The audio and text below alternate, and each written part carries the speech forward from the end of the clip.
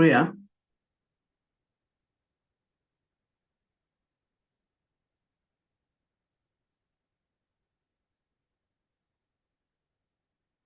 अजून एक 3-4 लोक यायचे वाटतं. मी प्राध्यापक doctor S.G. Khanapure, stage hypnotism या ऑनलाईन कार्यशाळेतील 6व्या दिवशी मी तुमचं सगळ्यांचं स्वागत करतो. आपण काल बघितलं की स्टेज भीती घालवण्यासाठी आपण काय केलं पाहिजे. तर त्याच्यामध्ये एक 2-3 महत्वाची आपण टेक्निक बघितलेल्या आहे. एक म्हणजे आपण स्टेजवरती कॉन्फिडेंटली भाषण करत आहोत, इझिली भाषण करत आहोत. अशा पद्धतीने डोळे बंद करून मनपटलावरती कल्पना करायचा आहे. तुम्ही जर मनपटलावरती वारंवार काही वेळा जर कल्पना केला तर तुमच्या आतली जी भीती आहे पूर्णपणे नष्ट होऊन जाते. कारण भीती हे बाहेर कुठेही नाही, भीती मनामध्ये आहे.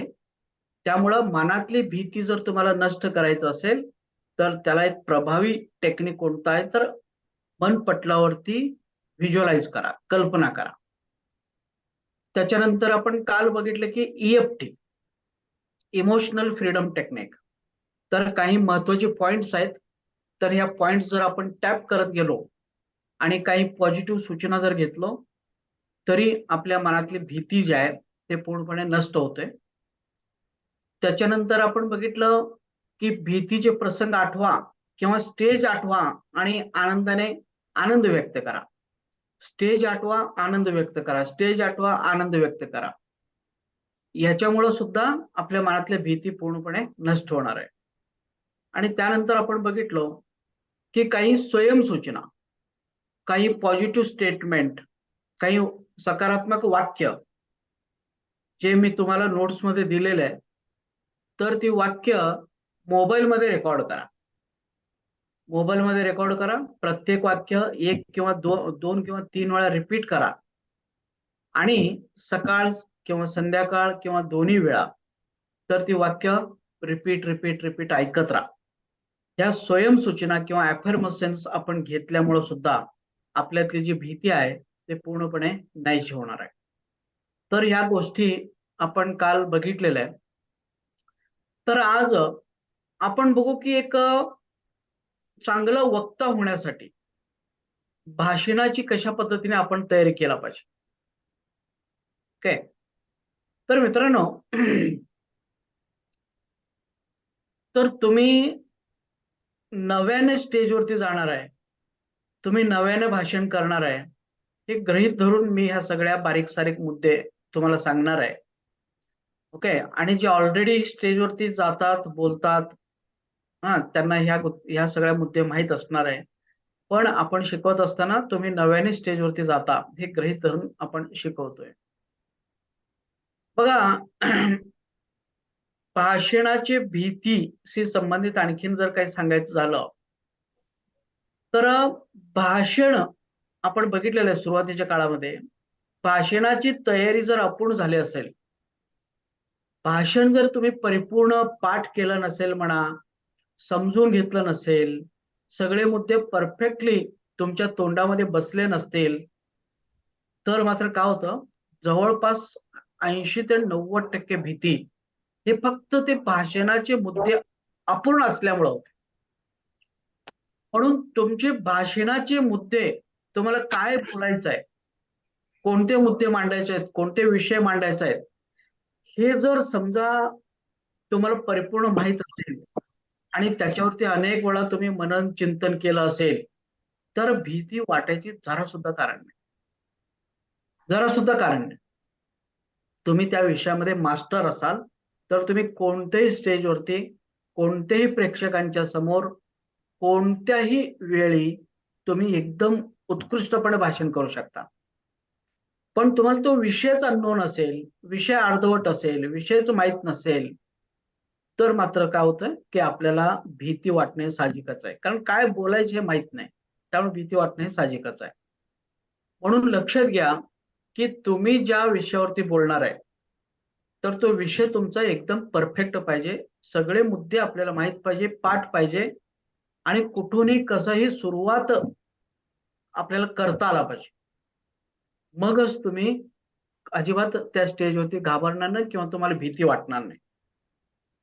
आणि दुसरं, तुमचा विषय जर परिपूर्ण झाला असेल, तुमची तयारी जर व्यवस्थित झाली असेल, तर मग काय होतं बघा, की तुमची बॉडी लँग्वेज सुद्धा इझिली होतो. बॉडी लँग्वेजला फार महत्व आहे. तुम्ही फक्त उभारून बोलणं हे महत्वाचं नाही. तर तुम्ही त्या स्टेजवरती किती इफेक्टिव्हली स्वतःला प्रेझेंट करता, किती इफेक्टिव्हली तुमच्या चेहऱ्यावरचे हावभाव, तुमच्या शरीराचे बॉडी लँग्वेज हे प्रेक्षकांच्या समोर प्रदर्शित करता, तितकं ते भाषण इफेक्टिव्ह होणार आहे. तुम्ही फक्त एकच जागी हात बांधून जर भाषण करायला लागला, तर मात्र ते अजिबात लोकांना आवडणार नाही. आणि म्हणून लक्षात घ्या, तुमची बॉडी लँग्वेज जर इझी बनायचं असेल, तर तुमचे मुद्दे हे परफेक्ट पाहिजे. तुम्हाला काय बोलायचं आहे, हे जर तुम्हाला ऑलरेडी माहीत असेल, तुमच्या तोंडातनं इझिली त्या शब्द जात असतील, तर आपोआपच तुमची बॉडी लँग्वेज इझी होणार आहे. स्मूथली तुम्ही बोलू शकणार आहे. म्हणून भाषण हे परफेक्ट पाहिजे. नाहीतर काय होतं, की आपल्याला ते मुद्दे आठवण्यामध्येच आपला वेळ जातो. आतमध्ये मुद्दे, पुढचा मुद्दा काय? पुढं काय बोलायचंय मला? पुढं काय बोलायचंय? असं आठवण्यामध्ये आपला वेळ जातो आणि संपूर्ण शक्ती आपण त्या आठवण्यामध्येच घालवतो आणि त्याच्यामुळे काय होतं, की आपला जो स्मूथनेस आहे, जो बोलण्यातला जो नैसर्गिकपणा आहे, बोलण्यातनं जो काही इफेक्टिव्ह बॉडी लँग्वेज आहे, तर तिथं होत नाही. कारण आपले पूर्ण लक्ष त्या आठवण्यामध्ये जातो आणि म्हणून कितीही टेन्शनमध्ये, कितीही गडबड गोंधळ असलं तरी तुम्हाला ती मुद्दे आठवायला पाहिजे, इतकं वेळा ते सराव करायचा, इतका वेळ ते प्रॅक्टिस करायचं आहे. मगच तुम्ही चांगल्या पद्धतीने मांडू शकता. त्याच्यानंतर काही वेळा भाषण आपण बघितलेलं आहे, की लोकं भाषण पाठ करतात. हे पाठांतर अगदी 8वी, 9वी, 10वी पर्यंत ठीक आहे. परंतु त्याच्यानंतर भाषणाचे पाठांतर जरा सुद्धा करायचं नाही. कारण पाठ केलेली भाषण जे आहे ना, लोकांना जरा सुद्धा आवडत नाही. तुम्ही जितकं नैसर्गिकपणे बोलता, जितकं सहजपणे बोलता, जितकं आतून बोलता, जितकं तुम्ही स्पॉन्टेनियसली बोलता, जितके तुम्ही बाबा व्यवहारामधले वेगवेगळे उदाहरणं देऊन इझिली बोलता, तर ते लोकांना आवडणार आहे. तुम्ही जर पाठ करून जर बोलत असाल, सगळे मुद्दे जशाचे तसे पाठांतर केलं असेल लहान मुलांच्या सारखं, तर तो कधीही भाषण आवडत नाही लोकांना. तुम्ही बघा मोठमोठे व्याख्याते सुद्धा काय करतात, त्यांच्या व्याख्यानामध्ये आज समजा एखाद्या ठिकाणी त्यांनी व्याख्यान दिले आणि तुम्ही पुन्हा दुसऱ्या ठिकाणी जर त्यांचं व्याख्यान असेल, तर त्या ठिकाणी जावा. आज जसे बोललेले आहेत त्याच पद्धतीने ते दुसऱ्या दिवशी सुद्धा तसेच बोलतात. जरा सुद्धा शब्द पुढं मागं होत नाही. जरा सुद्धा ॲडिशन करत नाही. जरा सुद्धा सबट्रॅक्शन करत नाही. जसं आहे तसंच, म्हणजे टेप रेकॉर्ड लावल्यासारखं असे बोलतात. त्यामुळं असे बोलणं जे आहे ना, हे लोकांना अजिबात आवडत नाही. तर त्याच्यामध्ये काय असायला पाहिजे, हा विषय तुम्हाला एकदा समजल्यानंतर त्या विषयाला कसंही तुम्ही एक्सप्लेन करता आला पाहिजे. तर असं जर असेल तरच ते लोकांना आवडतं. नाहीतर तुम्ही पाठांतर करून जर गेला तर आवडत नाही. तुमचं बोलणं हे बोली भाषेमध्ये असायला पाहिजे. लोकं असं प्रोफेशनल भाषा वापरतात. आमच्याकडे आम्ही बरेच वेळा व्याख्याता आणतो कॉलेजमध्ये. असं ते प्रोफेशनल शब्द टाकतात ना, असे ते काही प्रोफेशनल वाक्य ती वापरत असतात. तर ते अजिबात मुलांना आवडत नाही.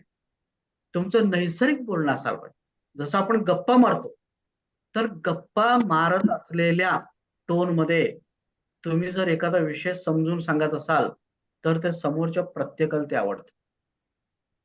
नाहीतर एक चाकोरीबद्ध अशा पद्धतीने मी फार मोठा वक्ता आहे, म्हणून एकदम असं ठरलेली वाक्य, ठरलेले शब्द, ठरलेली साचा असं जर तुम्ही बोलला, तर ते कधीही लोकांना आवडत नाही. म्हणून नैसर्गिकपणे बोला. विषय समजलेला आहे. त्या विषयाला अनुसरून तुम्ही गप्पा मारत चला. तुम्ही जितकं गप्पा मारण्याच्या टोन मध्ये बोलता, जितकं तुम्ही बोली भाषामध्ये बोलता, तितकं ते लोकांना आवडतं. ठीक आहे, म्हणून वक्ता म्हणून तुम्ही जाऊ नका, तर आपल्याला तो विषय समजून द्यायचा आहे. या उद्देशाने जर तुम्ही गेला तर तो काय होणार आहे, तो इझिली तुम्ही लोकांना समजून सांगणार आहे. त्याच्यानंतर आपल्याला जर समजा सुरुवातीच्या काळामध्ये की हे मुद्दे जर लक्षात ठेवायचे असतील तर काय केलं पाहिजे, तर त्याला साधा सिंपल टेक्निक आहे. आम्ही जे विद्यार्थ्यांना सुद्धा सांगतो, नेमकं काय करायचं नाही. कोणाच तरी ऑडिओ बंद आहे, सगळ्यांचीच ऑडिओ, सॉरी ऑडिओ चालू आहे, मी बंद करतो तुमचं. हा, तर मुद्दे किंवा भाषण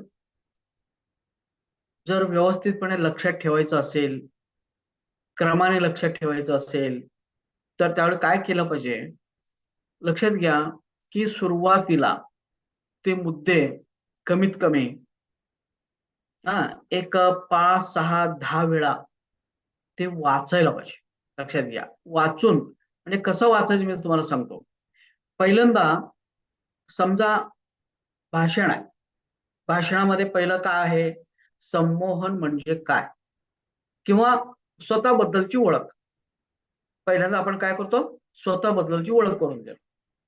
तिथं ओळख करून देत असताना अतिशय इफेक्टिव्ह ओळख करून द्यायचं आहे, प्रभावीपणे ओळख करून द्यायचं आहे, एकदम जोरात आपली ओळख करून द्यायचं आहे. ओळख करून देताना आपले इम्प्रेशन पडायला पाहिजे त्या लोकांच्या वरती. हा, अशा पद्धतीने सगळं तुम्हाला करायचं. किंवा थोडस सुरुवातीच्या काळामध्ये तुम्ही थापा जरी मारला तरी चालेल, कारण का मी तुम्हाला नंतर सांगेन कसं ओळख करून द्यायचं आहे. आता समजा पहिला भाषणातला पहिला जो का आहे, तर तो स्वतःची ओळख करून द्यायचा आहे. मग अशा वेळी तुम्ही काय केलं पाहिजे, तुम्ही ते सगळं लिहून काढा. स्वतःबद्दल मला काय काय सांगायचं आहे ते सगळं व्यवस्थितपणे लिहून काढा. आणि लिहून काढल्यानंतर 2-3 वेळा तुम्ही व्यवस्थित विचार करा, मला काय काय बोलायला पाहिजे, स्वतःबद्दल काय काय सांगायला पाहिजे, हे सगळं विचार करा आणि त्याच्याबद्दल लिहून काढा. आणि त्यानंतर काय करायचं की डोळे बंद करायचे. डोळे बंद करून मग आपण जे काही लिहिलो स्वतःबद्दल, तर ते सगळं मनातल्या मनात ते आठवायचं. प्रत्येक मुद्दे आठवायचे. बरोबर, प्रत्येक मुद्दे आठवायचे. हा जरा पहिला पॅराग्राफ. समजा दुसरा पॅराग्राफ आहे हिप्नोटिझम म्हणजे काय, ह्याच्यावरती मला बोलायचं, किंवा हिप्नोटिझमचे वेगवेगळे नाव आणि हिप्नोटिझम म्हणजे काय, एवढे मला मुद्दे बोलायचे. मग पहिल्यांदा सगळं नोट्स व्यवस्थित वाचा की बाबा हिप्नोटिझम याला मराठीत काय काय म्हणतात, प्राचीन काळी काय म्हटलं जात होतं, इंग्रज काळामध्ये काय काय म्हटलं जात होतं, इंग्लिशमध्ये काय काय नाव आहे त्याच्यामध्ये. हे जे पहिलं लेक्चर मी तुम्हाला दिलेलं आहे, तर तो सगळं व्यवस्थितपणे आठवा, वाचा. आणि मग हिप्नोटिझमची व्याख्या काय आहे, वेगवेगळे मी व्याख्या दिलेल्या आहे, तर ती व्याख्या आठवा, वाचा.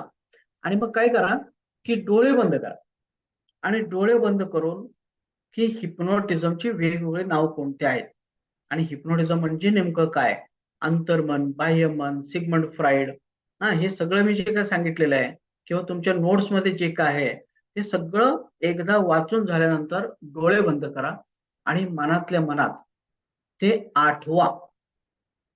मनातल्या मनात आठवा. जर आठवत नसेल पुन्हा डोळे उघडा, बघा आणि पुन्हा ते आठवा. जे मन पटलावरती तुम्ही आठवता ते एकदम परफेक्टली बसतं डोक्यामध्ये, ते कधीच विसरलं जात नाही. ओके, हा झाला दुसरा पॅरेग्राफ. समजा थर्ड पॅरेग्राफ आहे हिप्नोटिझमचे उपयोग. त्याच्यामध्ये उदाहरण समजू लहान मुलांच्यासाठी. आता लहान मुलांच्यासाठी हिप्नोटिझमचा काय काय उपयोग होतो, मग आपण सगळं त्या नोट्स मध्ये दिलेलं आहे. आणि ते सगळं व्यवस्थितपणे वाचा आणि डोळे बंद करा. आणि डोळे बंद करून मनातल्या मनात लहान मुलांच्या मध्ये काय काय उपयोग होतोय बाबा, मग सगळं असं तसं तसं काय काय जे मुद्दे असतील ते सगळे आठवा, मनातल्या मनात पूर्ण आठवा. आणि जिथं आठवत नाही तिथं डोळे उघडं बघा आणि पुन्हा आठवा. आणि त्यानंतर हिप्नोटिझम म्हणजे हिप्नोटिझमचा उपयोग कुठं होतो, विद्यार्थ्यांच्यासाठी. वाचा, डोळे बंद करा, आठवा, वाचा, डोळे बंद करा, आठवा. पुन्हा व्यक्तिमत्व विकास, वाचा, डोळे बंद करा, आठवा.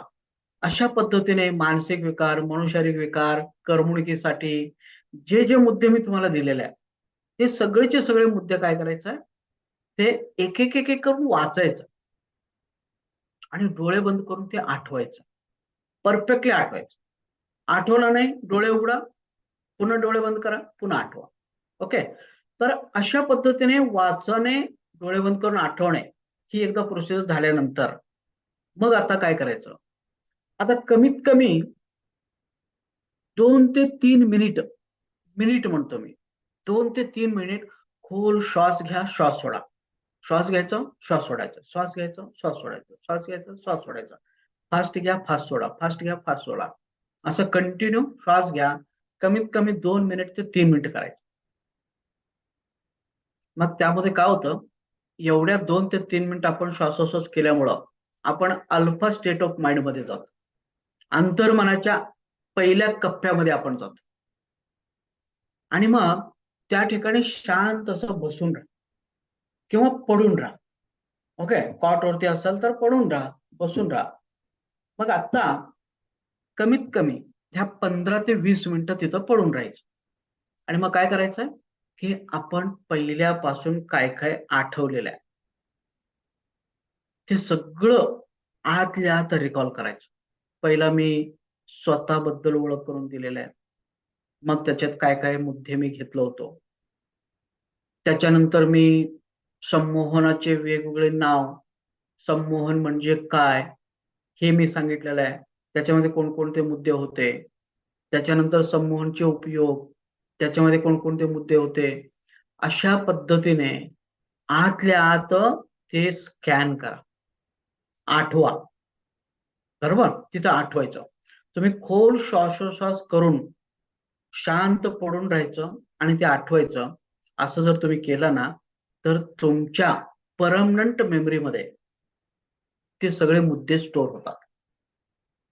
बरोबर, तिथं होतात. आणि मग काय करायचं, मग पुढच्या वेळेस सुद्धा समजा आपल्याला एक 5-6 वेळा ही प्रोसिजर करायचा. पुढच्या वेळेस सुद्धा पुन्हा उद्या उद्या म्हणू आपण, उद्या पुन्हा एकदा वाचा.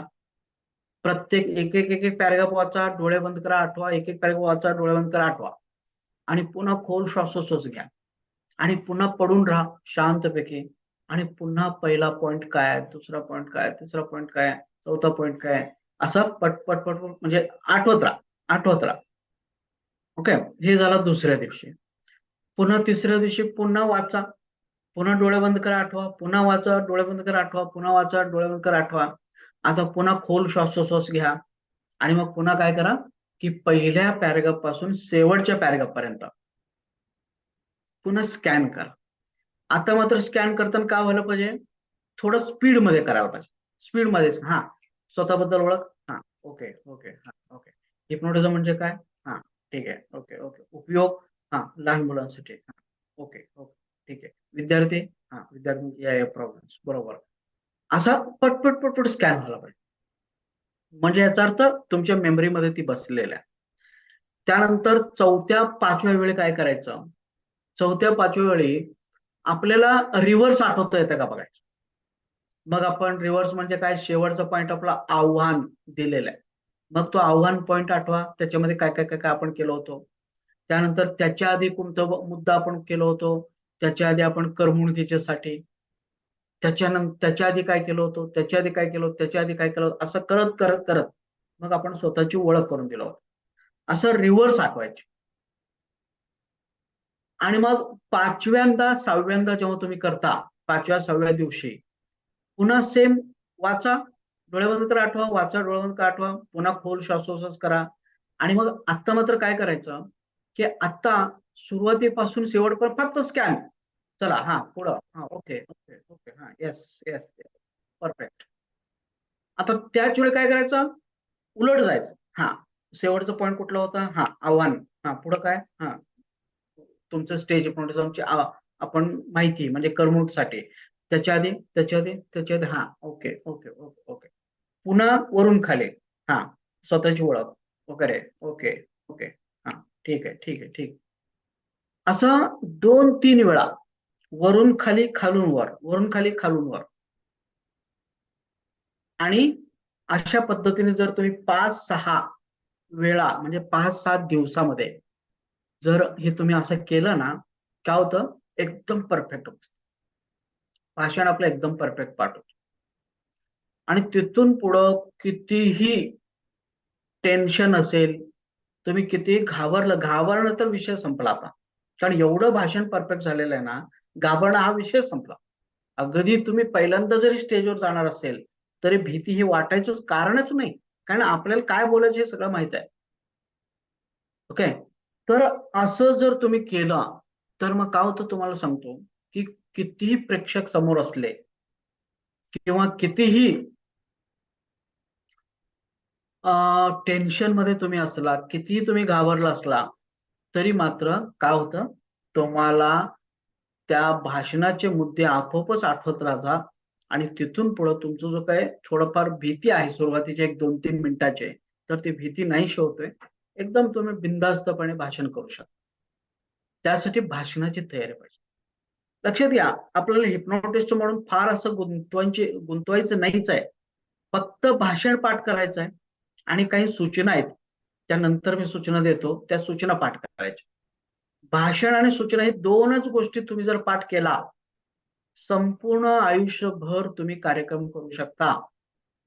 आणि एक-एक कार्यक्रमाला तुम्हाला 5,000, 7,000, 11,000, आता माझे जुने विद्यार्थी 21,000 रुपये ते मानधन घेतात. आणि पूर्ण गणेशोत्सव आणि नवरात्रमध्ये पूर्ण बिझी असतात ते. एवढं तुम्ही पैसा कमवू शकता. फक्त तुम्हाला काय करायचंय? साधा एक भाषण पाठ करायचंय आणि 1 पानाचं सूचना पाठ करायच्या आहेत. बस. बाकीचे पाठ करायची गरज नाही. ते तिथलं तिथं होऊन जातंय ते. एवढ्याच गोष्टी आहेत. त्यामुळं भाषण पाठ करायला एक 5-6 दिवस तुम्हाला घ्यायचंच आहे. एकदम परफेक्टली ते भाषण पाठ करायचं आहे. आणि कधीही कुठूनही मी जर म्हणलो, तुम्ही डायरेक्ट आव्हानावरती बोला, तर तुम्हाला धाड-धाड आव्हानावरती बोलता आला पाहिजे. मी जर म्हणलो करमणूक हा शब्दावरती बोला, करमणुकीवरती बोलायला पाहिजे. मी जर म्हणलो मानसिक विकार ह्याच्यावरती बोला, मानसिक विकारावरती तुम्हाला बोलता आलं पाहिजे. असं अधून-मधून कुठूनही मी जर विचारलो किंवा तुम्हाला वाटलं की ह्याच्यावरच आपल्याला बोलायचं आहे, तर तुम्हाला सुरुवात करता आला पाहिजे. इतकं ते परफेक्टली आपल्याला काय करायचंय? भाषण करायचं. लक्षात घ्या, असं आपले अ, एक चांगले वक्ते शिवाजीराव भोसले म्हणून जे होते महाराष्ट्रामध्ये, तर त्यांनी त्यांच्या पुस्तकामध्ये लिहून ठेवलेलं आहे, बरं का. काय लिहिलं त्यांनी? की डॉक्टर बाबासाहेब आंबेडकर सुद्धा एखादे भाषण द्यायचं असेल एखाद्या ठिकाणी, तर ते कमीत कमी 10 ते 15 वेळा ते लिहून काढायचे भाषण. भाषण लिहून काढायचे. मी तर म्हणतो तुम्हाला फक्त आठवा म्हणतो. पण त्यांनी काय करायचे? भाषण लिहून काढायचे 10 ते 15 वेळा आणि जेव्हा त्यांना वाटायचं ना, आता हे ओके आहे, आता सगळे मुद्दे माझ्या लक्षात राहिले, असं जेव्हा वाटायचं ना, त्यावेळी ते भाषण द्यायचे. असं कधीही उठलेले आणि भाषण दिलेलं असं कधी झालेलं नाही. म्हणून त्यांच्या भाषणाला अजून सुद्धा खूप महत्व आहे. क्वालिटीची भाषण आहे. त्यांचे भाषणाचे पुस्तक छापले गेलेले आहेत. इतर लोकांची भाषणाची पुस्तक नाहीये. कारण ते कसंही आडवा-तिडवा ते भाषण करत होते. पण ह्याने मात्र फार सिस्टमॅटिकली ती भाषण केलेलं आहे. कारण का? तर ती भाषणाची फार व्यवस्थितपणे तयारी करायची.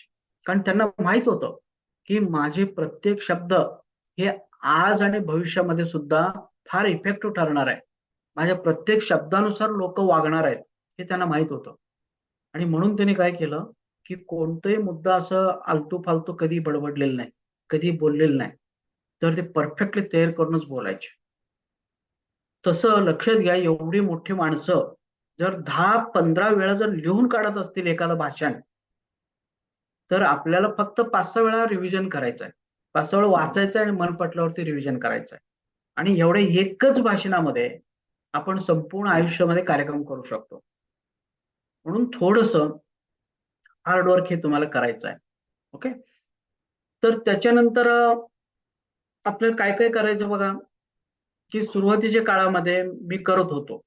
काय करत होतो, भाषण मला पाठ व्हायचं नाही म्हणा किंवा कधी विसरलो तर काय, असं म्हणून मी सुरुवातीला एक छोटी छोटी डायरी मी घेत होतो आणि त्या डायरीवरती फक्त असं लिहायचं, पहिला पॉइंट स्वतःबद्दल ओळख, आणि तिथं फक्त काय म्हणायचं, वाक्य काय काय करायचं की बाबा हिप्नोटिस्ट, प्राध्यापक, पेटीएम काय पर पुस्तक 1 वगैरे वगैरे. 100 म्हणजे 80 काय की बाबा रुपये मी प्राप्त प्राध्यापक हुए। आहे, मी एक हिप्नोटिस्ट आहे, हा मी बरेचसे पुस्तक वाचलेलं आहे, पुस्तक मी लिहिलेलं आहे, अशा पद्धतीने शॉर्ट मध्ये मी ते पॉइंट लिहित होतो.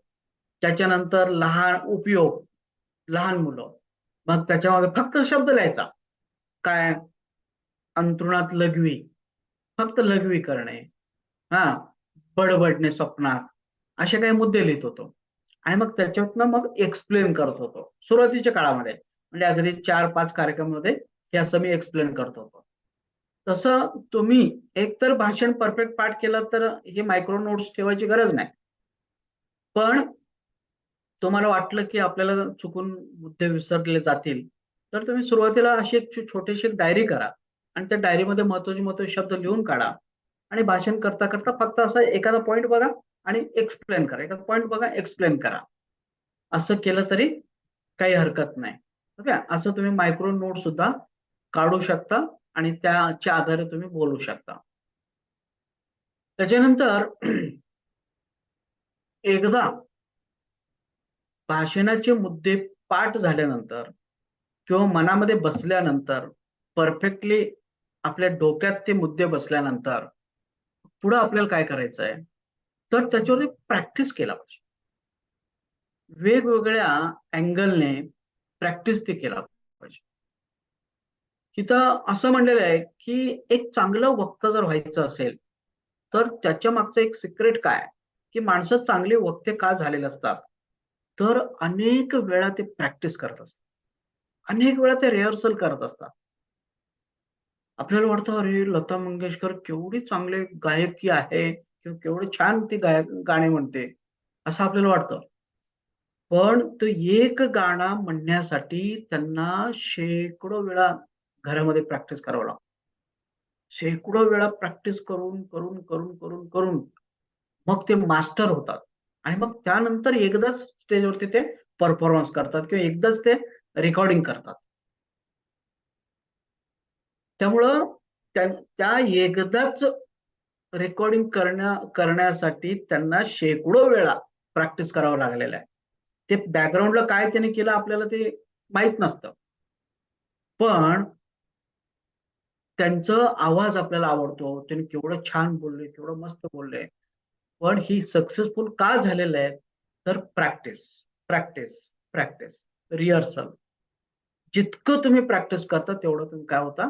सक्सेसफुल होता. आता सचिन तेंडुलकर, शतकांचं शतक त्यांनी काढलेलं आहे. आपल्याला वाटतं केवढा महान माणूस आहे तो. पण ते महान होण्यापूर्वी केवढं त्यांनी प्रॅक्टिस केलेलं आहे.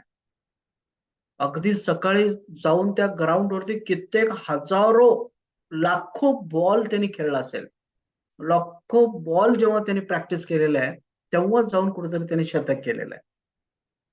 त्यामुळे प्रॅक्टिस आहे महत्त्वाची. म्हणून एक चांगलं वक्ता तुम्हाला बनायचं आहे ना, मी तुम्हाला सांगितलं वक्तृत्व कला हे फार महत्वाचं आहे. तुमच्याकडं बोलता आलं ना, तुम्ही नेतृत्व करू शकता. फक्त स्टेज हिप्नोटिझम प्रोग्राम सोडूनच द्या. तुम्ही नेता कोण बनतो, त्याला बोलता येतं तो नेता बनतो. तुम्हाला जर मॉबचं नेतृत्व करायचं असेल, तुमच्या भागाचं नेतृत्व करायचं असेल, तुमच्या समाजाचं नेतृत्व करायचं असेल, उद्या तुमच्या तालुक्यामध्ये नेतृत्व तुम्हाला करायचं असेल, तर एक चांगलं वक्तृत्व कला विकसित करणे गरजेचं आहे. डेव्हलप करणे गरजेचं आहे. मग सगळं माईक तुमच्या हातात येणार आहे. कारण बाकीचे कार्यकर्ते लाखोने भरलेले आहेत. कार्यकर्ते हे उचल, ते उचल, हे मंडप मार, इथं पडदे मार, इथं माईक लाव. ह्यासाठी लाखो लोक पडून आहेत. परंतु स्टेजवरती बोल असं जर तुम्ही म्हटलात तर लाखो लोक समोर येत नाहीत. आणि त्याच्यातलं आपल्याला एक बनायचं आहे. आणि जर तुम्ही स्टेजवरती बोलू शकला, तर उद्या तुम्ही नेता झालाच. त्यामुळे लक्षात घ्या, की वक्तृत्व कला हे सगळ्यात आयुष्यामध्ये सक्सेसफुल बनवणारी कला आहे. आज जे लोक सक्सेसफुल आहेत ना, ते एक चांगले वक्ते आहेत. आणि म्हणून लक्षात घ्या की थोडं कष्ट करा, थोडं मेहनत घ्यायला का फार दिवस लागतो असं पण नाही. थोड्या श्रमाने तुम्ही एक चांगले वक्ते बनवू शकता आणि त्याच्यातनं तुम्ही समाजाला काय नेतृत्व करू शकता समाजाचा. हा, ह्यासाठी तुम्हाला ज्या विषयामध्ये भाषण करायचं आहे, ज्या विषयामध्ये व्याख्यान द्यायचं आहे, ज्या विषयामध्ये समाज प्रबोधन करायचं आहे, तर त्या विषयाची नॉलेज तुम्हाला असणं गरजेचं आहे. त्यासाठी समजा हिप्नोटिझम वरती जर तुम्हाला भाषण करायचं असेल, तर कमीत कमी हिप्नोटिझम वरची एक 5 तरी पुस्तक वाचून काढायला पाहिजे. 5 तरी पुस्तक वाचून काढावं. समजा तुम्हाला राजकारणावरती भाषण करायचं असेल, तर राजकारणाशी संबंधित कमीत कमी 5 पुस्तक वाचून काढायला पाहिजे. आणि 5 पुस्तक वाचून काढला तर त्या राजकारणामध्ये तुम्ही मास्टर होता आणि तुम्ही ते बोलू शकता. असं नॉलेज एका बाजूला तुम्हाला यायलाच पाहिजे. फक्त वक्तृत्व कला आहे. पण मला ज्याच्याबद्दल बोलायचं त्याच्याबद्दल नॉलेजच नाही, तरी सुद्धा उपयोग नाही.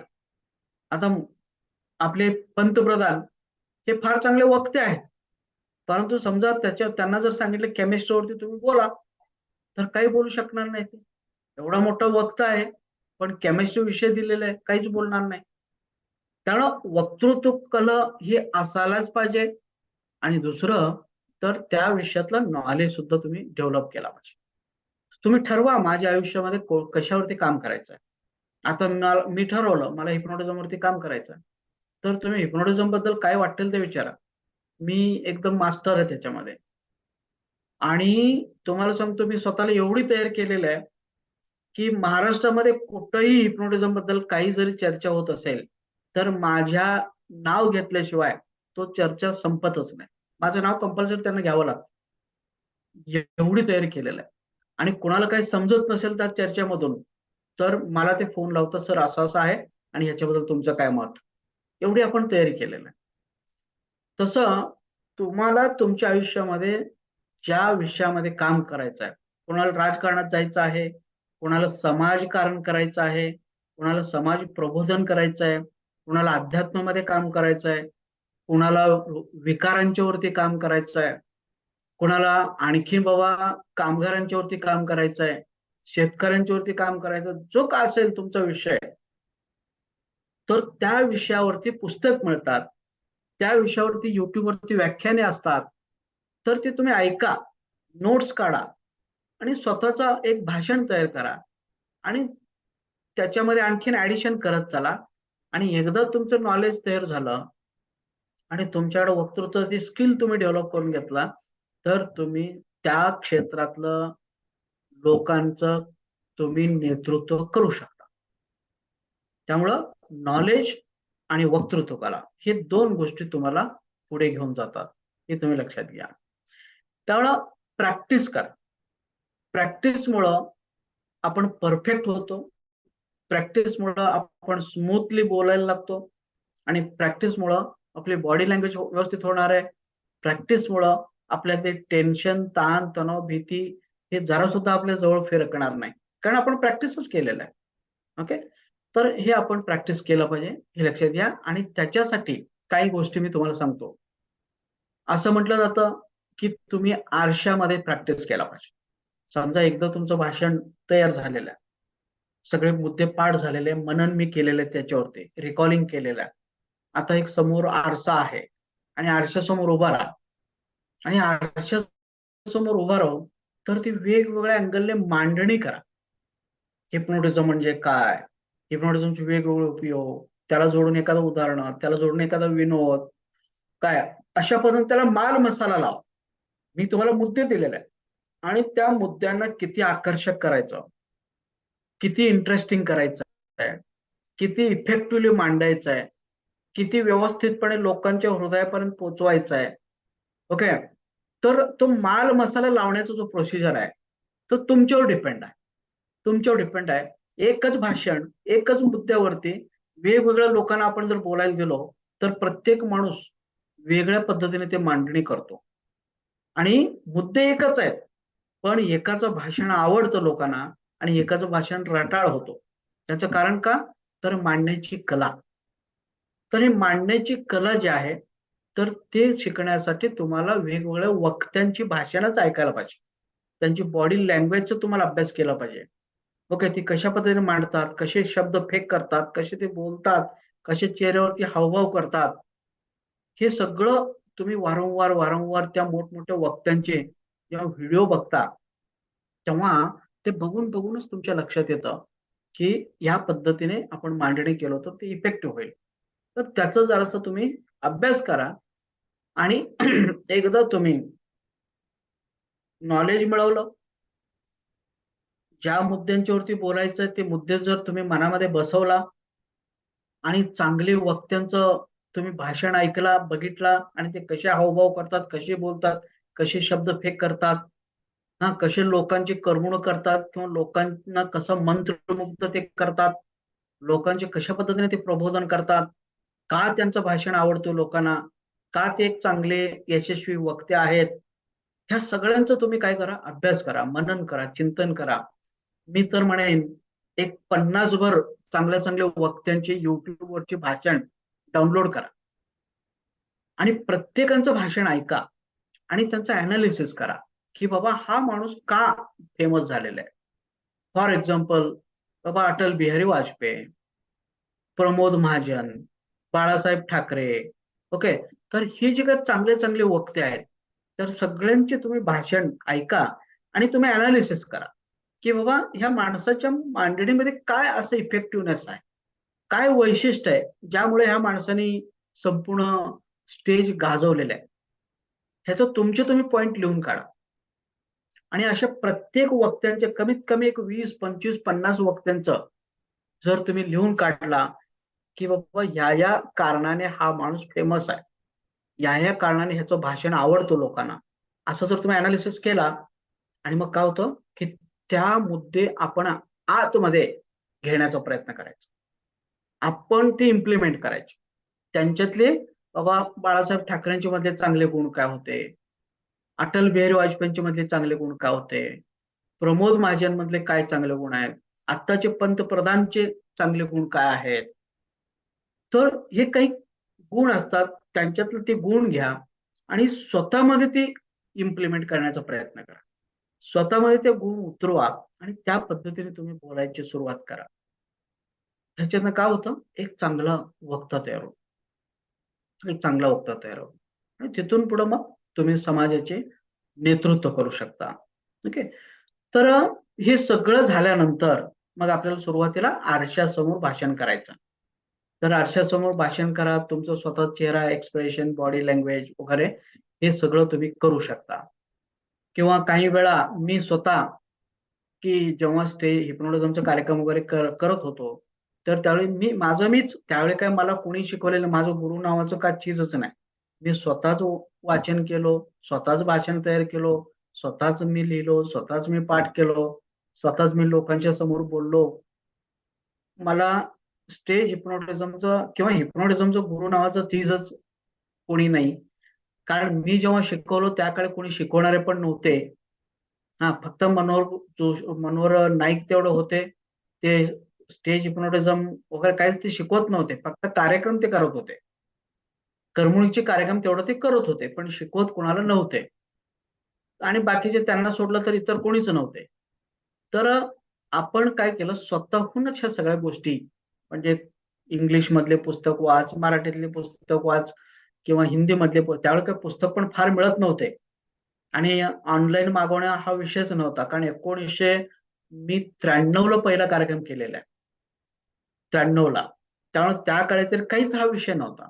तरी सुद्धा इकडलं-तिकडलं 1, 2, 3 पुस्तक त्या एक्झिबिशन मधून इकडून-तिकडून जे मिळाले त्याच्यावरनं मी स्वतः हे सगळं डेव्हलप केलेलं आहे. ओके. आणि त्यावेळी मी काय करत होतो, हे काही मुद्दे काढून मी स्टेजवरती म्हणजे बोलण्याआधी, कार्यक्रम करण्याआधी शेतामध्ये प्रॅक्टिस करतो. शेतामध्ये जायचं, एक मुद्दा असं मोठमोठ्याने वाचायचा आणि मग ते आपोआपच मी बडबडायचं त्या शेतामध्ये जाऊन. तर अशा पद्धतीने आपण प्रॅक्टिस त्या पद्धतीने करू शकतो. कारण का प्रॅक्टिस केल्याशिवाय मास्टर होत नाही लक्षात घ्या. कोणीही मास्टर तुम्ही बघा, जिम्नॅस्टिक मधले मुलं बघा, भयानक प्रॅक्टिस करतात. तुम्ही एखादा साधा हार्मोनियमचं किंवा तबला वादक जाकीर हुसेन बघा, भयानक प्रॅक्टिस त्यांनी केलेला आहे. Lata Mangeshkar practice, Sachin Tendulkar practice. कुठलाही वक्ता प्रॅक्टिस केल्याशिवाय माणूस परफेक्ट होत नाही, मास्टर होत नाही. त्यामुळे तुम्हाला जर एक चांगलं वक्ता व्हायचं असेल तर प्रॅक्टिस केलं पाहिजे, हार्ड वर्क केलं पाहिजे. त्याच्याशिवाय तुम्ही चांगलं वक्ता होऊ शकत नाही. म्हणून तुम्ही आरशासमोर प्रॅक्टिस करा किंवा तुम्ही शेतामध्ये जाऊन प्रॅक्टिस करा. त्याच्यानंतर तुम्ही मोबाईलमध्ये रेकॉर्ड करा. समजा मोबाईल ऑन करा आणि तुम्ही भाषण करता असं एक रूम मध्ये भाषण करा आणि रेकॉर्डिंग करा आणि त्या रेकॉर्डिंग तुमचे तुम्ही ऐका. तुमचं बोलणं कसं वाटतंय बघा. तुम्हाला आवडते का? इफेक्टिव्ह होतोय का? हा, व्यवस्थित तुम्ही मांडणी करता का? तुमच्या बोलण्यामध्ये चढ उतार आहे का? इफेक्टिव्हनेस आहे का? इझीनेस आहे का? कॉन्फिडन्सली बोलता का? हे सगळं तुमचे तुम्ही अनालिसिस करा आणि तिथं जे काही चुका होतात ते पुन्हा पुढच्या वेळी सुधारा. अशा पद्धतीने स्वतःचं ऑडिओ रेकॉर्डिंग करणे, स्वतःच ऐकणे आणि मग पुन्हा त्याच्यावर इम्प्रुव्हमेंट करणे. पुन्हा रेकॉर्डिंग करा, पुन्हा ऐका, पुन्हा इम्प्रुव्हमेंट करा.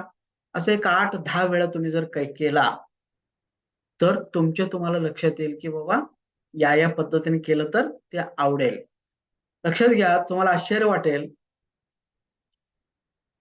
सगळ्यात म्हणजे न आवडता आवाज कोणाचा असेल, तर तो आपला असतो. स्वतःचा आवाज कोणालाही आवडत नाही.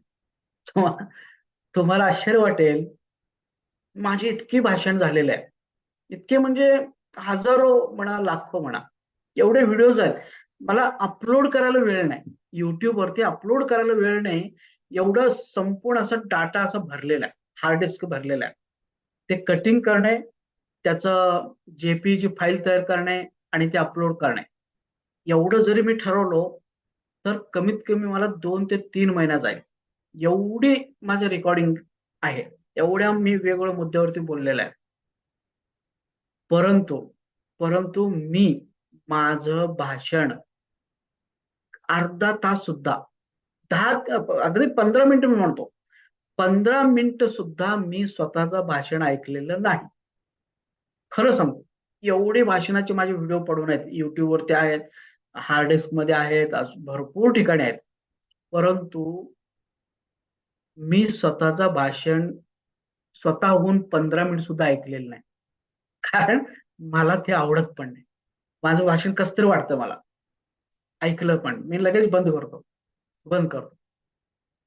पण मी जर समजा ते ऐकलो, त्याच्यातलं इम्प्रुव्हमेंट केलो, पुन्हा ऐकलो, इम्प्रुव्हमेंट केलं, असं जर करत गेलो, एक चांगलं मी वक्ता होऊ शकतो.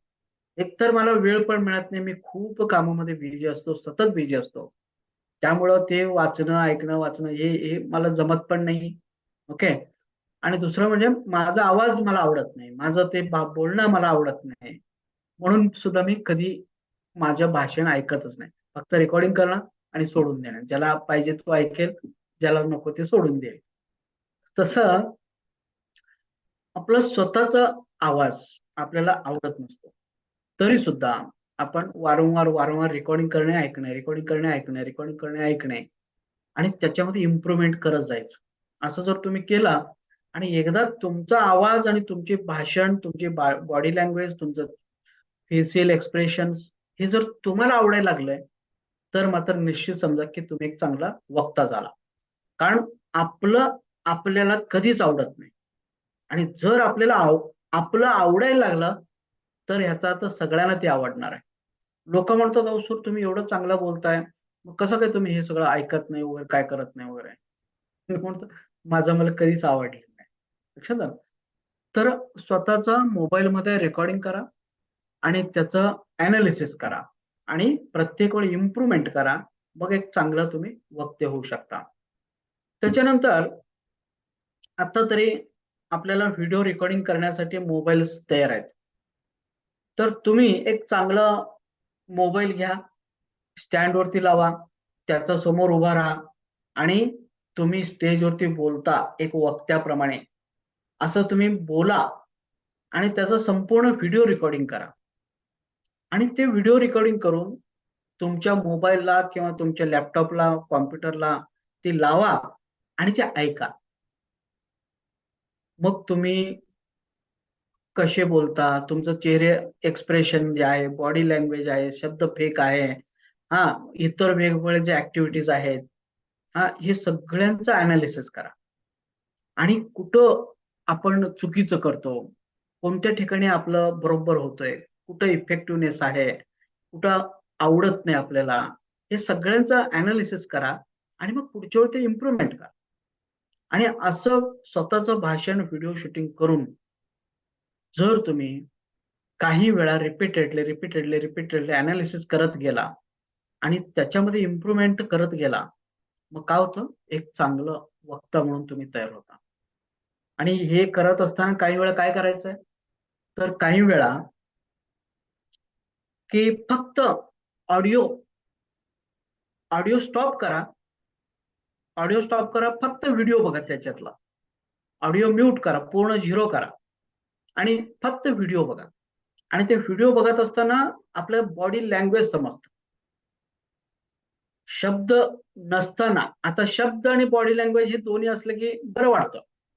पण तुम्ही जर शब्द किंवा ऑडिओ किंवा आवाज जर म्यूट केला, फक्त बॉडी लँग्वेज जर बघितला, तर ती बॉडी लँग्वेज कसं वाटतंय बघा तुम्हाला. आणि ते जर चांगलं असेल ठीक आहे, नसेल तर त्याच्यामध्ये इम्प्रुव्हमेंट करा.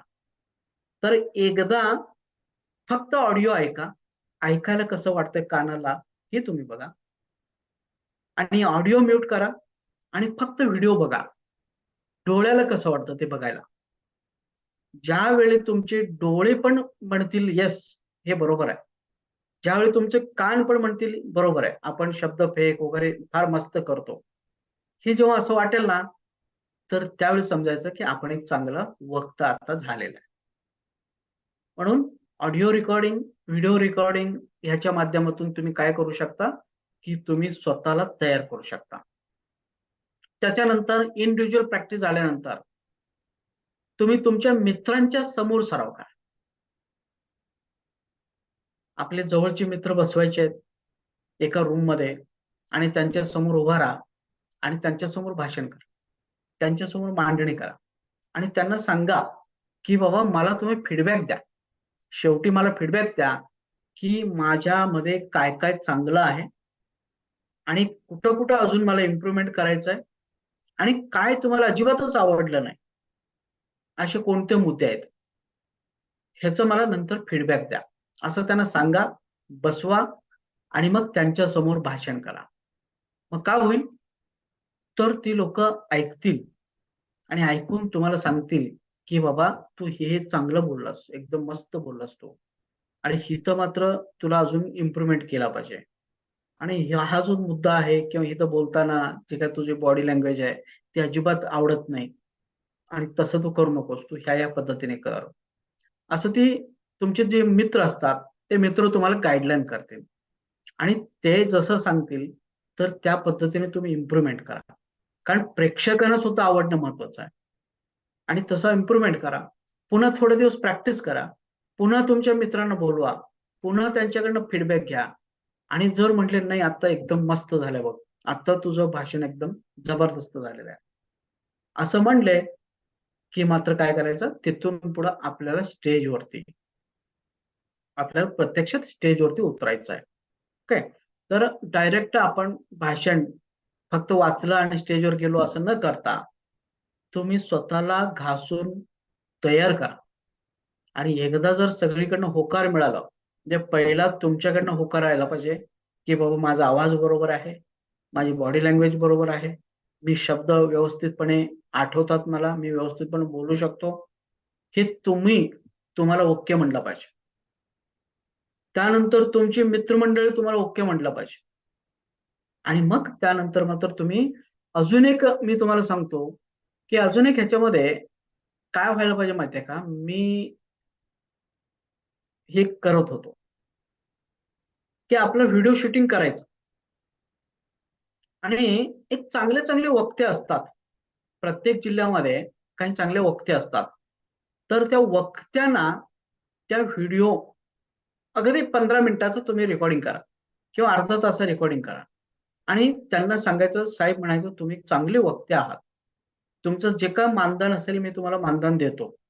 फक्त काय करा की तुम्ही, कारण का तो एक चांगला वक्ता झाला याचा अर्थ ना, कमीत कमी त्याने 50 भर वक्त्यांचा त्याने अभ्यास केलेला आहे. लक्षात ठेवायचं. मी आता एका विषयाचं केमिस्ट्री विषयाचा प्राध्यापक आहे, याचा अर्थ मी खूप केमिस्ट्रीची पुस्तक वाचलेलं आहे, त्यामुळे केमिस्ट्री बद्दल मला भरपूर नॉलेज आहे. तसं एक माणूस तुमच्या जिल्ह्यातला चांगला वक्ता आहे, याचा अर्थ त्यांनी वक्तृत्वाची अनेक पुस्तक वाचलेलं आहे.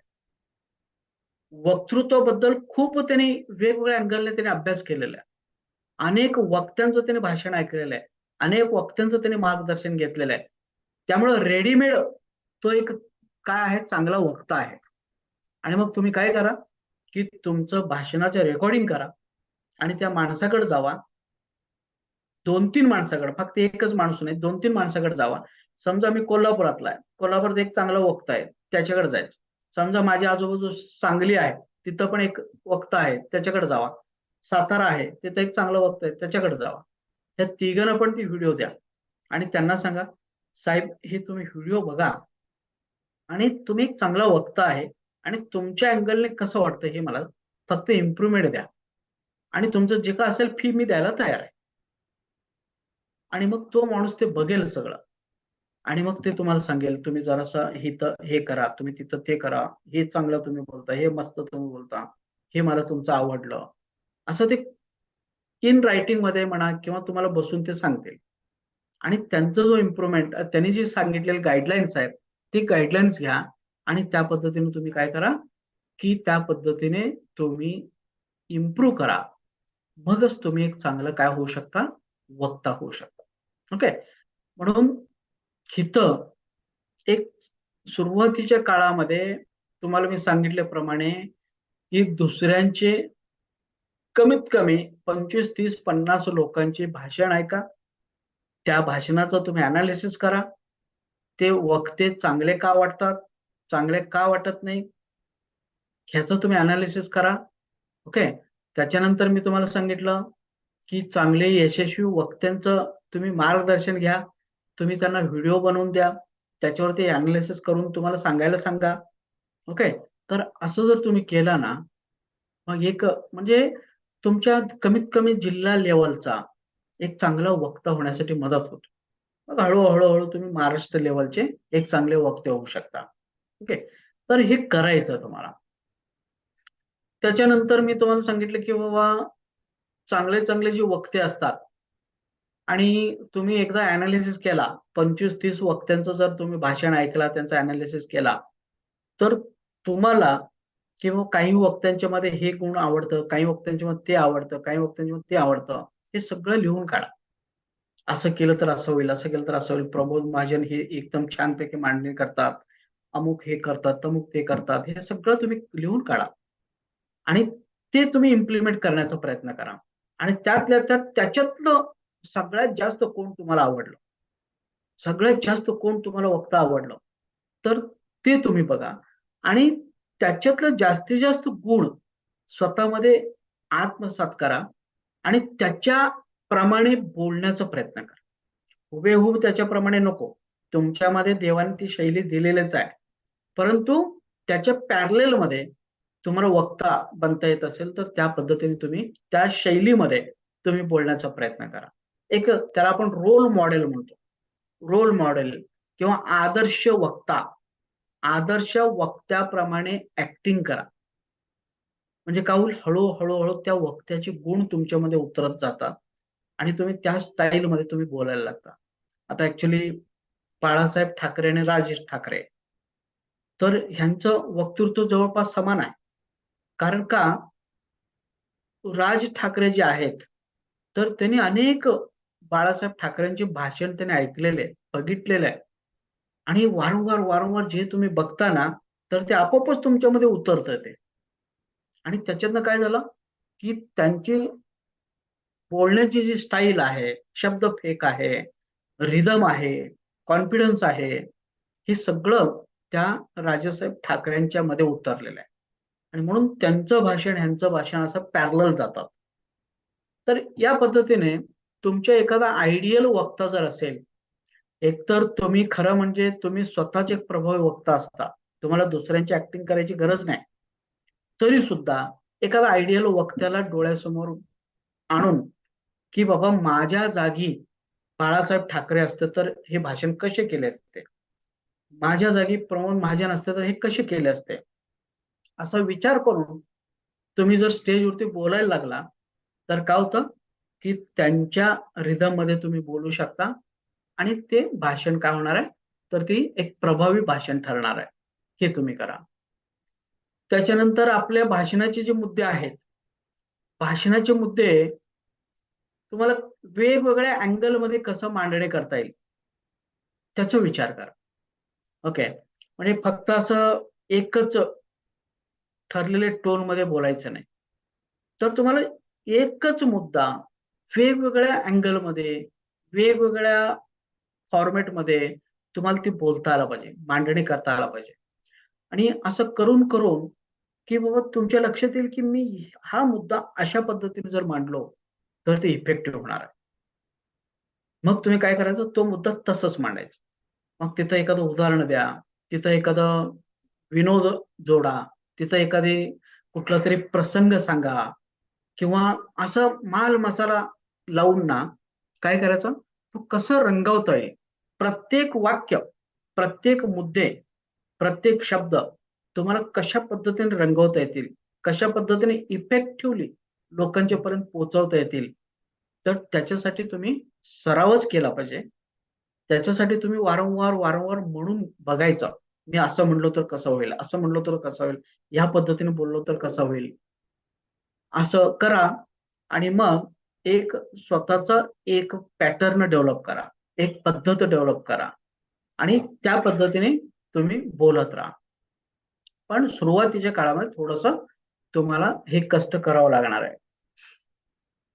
त्याच्यानंतर मी परवा पण बोललो, काल पण, की भाषण म्हणजे तुमचं कॉन्फिडन्स जर वाढवायचं असेल, स्टेज भीती जर घालवायची असेल, तर भाषणाची संधी कधी सोडायची नाही. भले तुमची तयारी झाली नसेल, तरी सुद्धा तुमच्या कॉलनीमध्ये गणेशोत्सव आहे. स्टेजवरती जावा आणि काहीतरी करा तिथं. नवरात्र आहे, स्टेजवर जावा, काहीतरी करा. कुठेतरी थोडंसं बाबा कोणाला तरी पहिल्यांदा हार घाला, सत्कार करा. त्याच्यानंतर मग हळू बाबा प्रमुख पाहुण्यांची ओळख करून द्या. त्याच्यानंतर अँकरिंग करायला सुरू करा त्या कार्यक्रमाचा आणि त्यानंतर मग तुम्ही स्वतःहून वक्ते म्हणून बोलायला लागा. असं जितकी तुम्हाला स्टेजवरती जाण्याची संधी मिळेल ना, ते तिथं तितकं जास्तीचा फायदा घ्यायला पाहिजे. डायरेक्ट वक्ता होता येत नाही, लक्षात ठेवा. डायरेक्ट वक्ता हे सगळी वक्ते जे आहेत ना, हे कुठल्यातरी वक्त्यांच्या हाताखाली काम केलेले लोक आहेत हे. लक्षात, हे डायरेक्ट वक्ते झालेले नाही. कुठल्यातरी वक्त्यांच्या हाताखाली हे काम करून मग त्यांचं ऐकून त्यांना मदत करून स्टेजवर जाऊन थोडं थोडं अँकरिंग करायचं, थोडं थोडं हे करायचं, असं करता करता ही लोक वक्ते झालेले असतात. तर तसं आपण छोट्या छोट्या कामातनं सुरू करायचे आणि मग तिथून पुढे एक चांगला मोठा वक्ता आपण होऊ शकतो. ओके. तर ह्या पद्धतीने भाषणाची संधी कधी चुकवायची नाही. जिथं मिळेल ना तर त्या ठिकाणी तिथं जायचंच. ओके. त्यानंतर जेव्हा आपण प्रत्यक्ष स्टेजवरती जात असतो, स्टेजवरती जात असताना समजा आता आज माझा स्टेज प्रोग्राम आहे. आज मला कार्यक्रम करायचा आहे. बरोबर? मग आज मला स्टेजवरती जायचं आहे.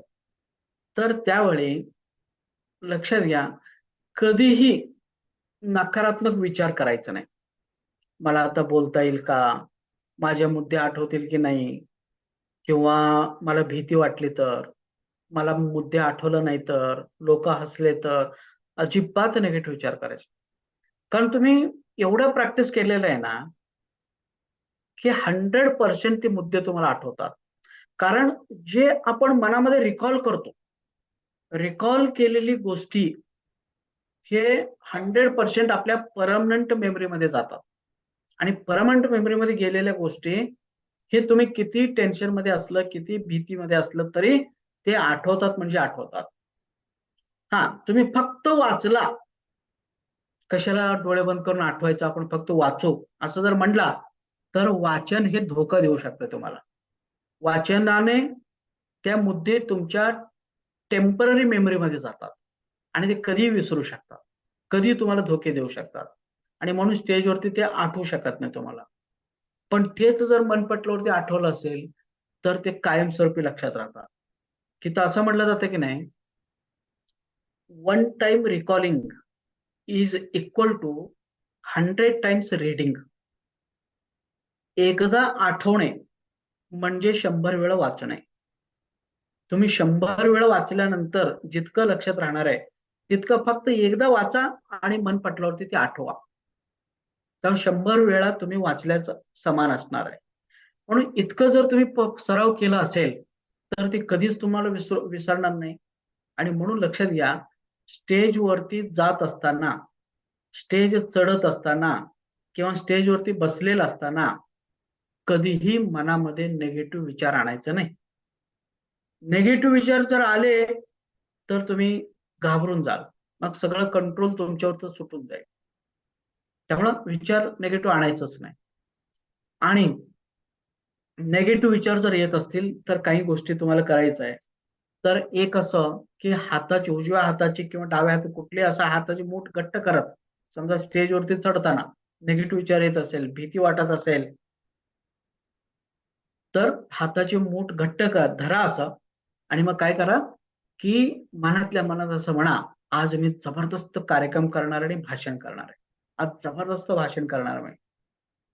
काय असं मनातल्या मनात सांगत चला, आज जबरदस्त भाषण करणार, मस्त कार्यक्रम करणार, असं रिपीटेडली सांगत चला. म्हणजे जे निगेटिव्ह विचार येणार आहे, येत आहे, तर ते बाजूला जाईल. आतमध्ये निगेटिव्ह विचारला येऊ द्यायचं नाही, हे तुम्ही लक्षात ठेवा. त्याच्यानंतर आपण जेव्हा स्टेजवर बसतो, स्टेजवर बसलेला असताना सुद्धा आपल्याला निगेटिव्ह विचार करायचंच नाही, बरोबर. हे काही सुरुवातीच्या काळामध्ये हे वाटणं साहजिकच आहे. काय आपल्याला नकारात्मक विचार आल्यासारखं येतील, त्याला बाजूला काढा, त्याच्या विरुद्ध पॉझिटिव्ह विचार करा. थोडंसं घबराहट झाल्यासारखं वाटेल, अस्वस्थ वाटेल. बरेच वेळा मला तरी वाटत होतं पळून जावं की काय, असं वाटत होतं बरेच वेळा. असं पण वाटू शकतंय. काही वेळा आठवत नाही. सुरुवातीच्या काळामध्ये काहीच आठवत नाही. तिथं माझं नाव सुद्धा आठवत नाही बऱ्याच वेळा. मी कोण आहे, कुठून आलो हे सुद्धा आठवत नाही. जर तुम्ही पहिल्यांदा जात असाल तर. तर अशा ह्या गोष्टी हे घडणारच. आणि काही लोकांना आदल्या दिवशी झोप सुद्धा लागत नाही. उद्या भाषण आहे, उद्या हिप्नोटिझमचा कार्यक्रम आहे म्हटल्यानंतर आदल्या दिवशी त्यांना झोप सुद्धा लागत नाही. तर हे अशा काही घटना हे घडतात. आणि जेव्हा आपण स्टेजवर बसलेलो असतो तेव्हा हातपाय थरथर कापणे, छाती धडधड होणे, पोटामध्ये गोळा आल्यासारखं होणे, काही लोकांना तरी मलमूत्र येतोय, काही लोक लघवीला कुठं आहे, तिथं वॉशरूम कुठं आहे, बाथरूम कुठं आहे म्हणून ते बसतात, बरोबर. तर हे होतंय. आता मी आजच कुठं युट्यूबवरती तो आपला इंडियन क्रिकेटर कॅप्टन, ते कॅप्टनचं सहज एक क्लिप मी ऐकलो. तो काय म्हणतो की मी आणि धवन हे दोघं ओपनिंग करतो आणि ओपनिंग करत असताना आता आपल्याला त्या रूम मधून बाहेर ग्राउंड मध्ये जायचं आहे. तर ग्राउंड मध्ये बाहेर जायचं म्हटलं की धवन तो कुठं लघवीला जातो, वॉशरूमला जातो, कंपल्सरी तो जातो. तो म्हणतो ऍक्च्युअली तो का पहिला बॉल तो फेस करतच नाही, मीच फेस करतो. पण तो त्याचा ठरलेलंच आहे, आता ग्राउंडवर जायचं म्हणलं की ह्यो वॉशरूमला गेलाच. हे कशामुळं?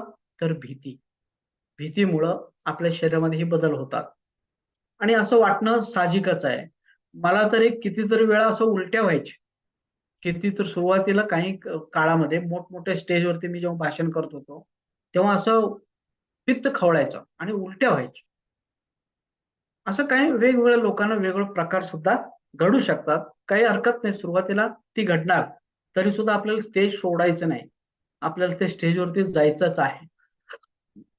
त्यानंतर आपण स्टेजवर बसलेलं असताना डोळ्यातनं पाणी येणे, डोळ्यासमोर अंधार दिसणे. तुम्हाला सांगतो, मी सांगणार आहे नंतर मी कसं हिप्नोटिस्ट झालो, मी कार्यक्रम कसं केलो पहिल्यांदा, हे मी सांगतो तुम्हाला नंतर. त्याच्यानंतर काही वेळा काही लोकांना सर्दी होणे, बरोबर, श्वास कोंडणे, परत दम लागणे, धाप लागणे, आवाज खुंटणे, आवाजच फुटत नाही. आम्ही 11वी किंवा 12वीला होतो. आमचा आमचा एक मित्र होता, चंद्रमौळी रोट्टे म्हणून, बरं का. तर तो आज फार मोठा सायंटिस्ट आहे. आम्ही, मला आठवत नाही नेमकं, आम्ही काहीतरी 11वी 12वीला असताना एक गाणे आम्ही बसवलो होतो. गाण्यात बसवलं होतं गॅदरिंगला. खूप मोठं कॉलेज होतं ते. आणि आम्ही दोघं दोघं पण बसलो. मग आमचा नंबर आला. मग काय झालं, आता स्टेजवरती जायचं होतं. आतून, आत रूम होता ना, त्याच्यानं स्टेजवरती जायचं होतं. मी काही गेलो, मी गेलोच नाही. मला भीती वाटायला लागली, मी गेलोच नाही. आणि तो बघितला की वा, हा तरी आलाच नाही माझ्यावर. तरी तो एकटाच उभारला. अक्षरशः तुम्हाला सांगतो, तो एवढा घाबरला होता, तर तो स्टेजवरच स्टेजवरच तो लग्न केला. कोणाचं स्टेज, शेवटी लहानच लहान होतो आम्ही, स्टेजवर सगळं. इतकं विचित्र झालं होतं ते, म्हणजे एवढं आपण घाबरलो होतो त्यावेळी. तर असं सुद्धा होऊ शकतं, लक्षात घ्या. पण ते लहानपणी ह्या सगळ्या गोष्टी घडत होते, घडलेल्या आहेत. आणि खूप लोकांच्या बाबतीत घडलेल्या आहेत. मोठमोठ्या वक्त्यांनी सुद्धा त्यांनी सांगितलेलं आहे. फार विचित्र म्हणजे विचित्र त्यांचे अनुभव आहेत. प्र. के. अत्र्यांचा अनुभव तुम्ही बघा, शिवाजीराव भोसलेंचा तुम्ही अनुभव बघा, अ, स्वामी विवेकानंदचा अनुभव बघा. तर त्या प्रत्येकाने सांगितलं की फार म्हणजे फार विचित्र अवस्थेमधून आम्ही गेलेला आहे. पण त्यांनी त्याच्यानं पळ काढला नाही, हा महत्वाचा आहे. स्टेजला ते घाबरले नाही.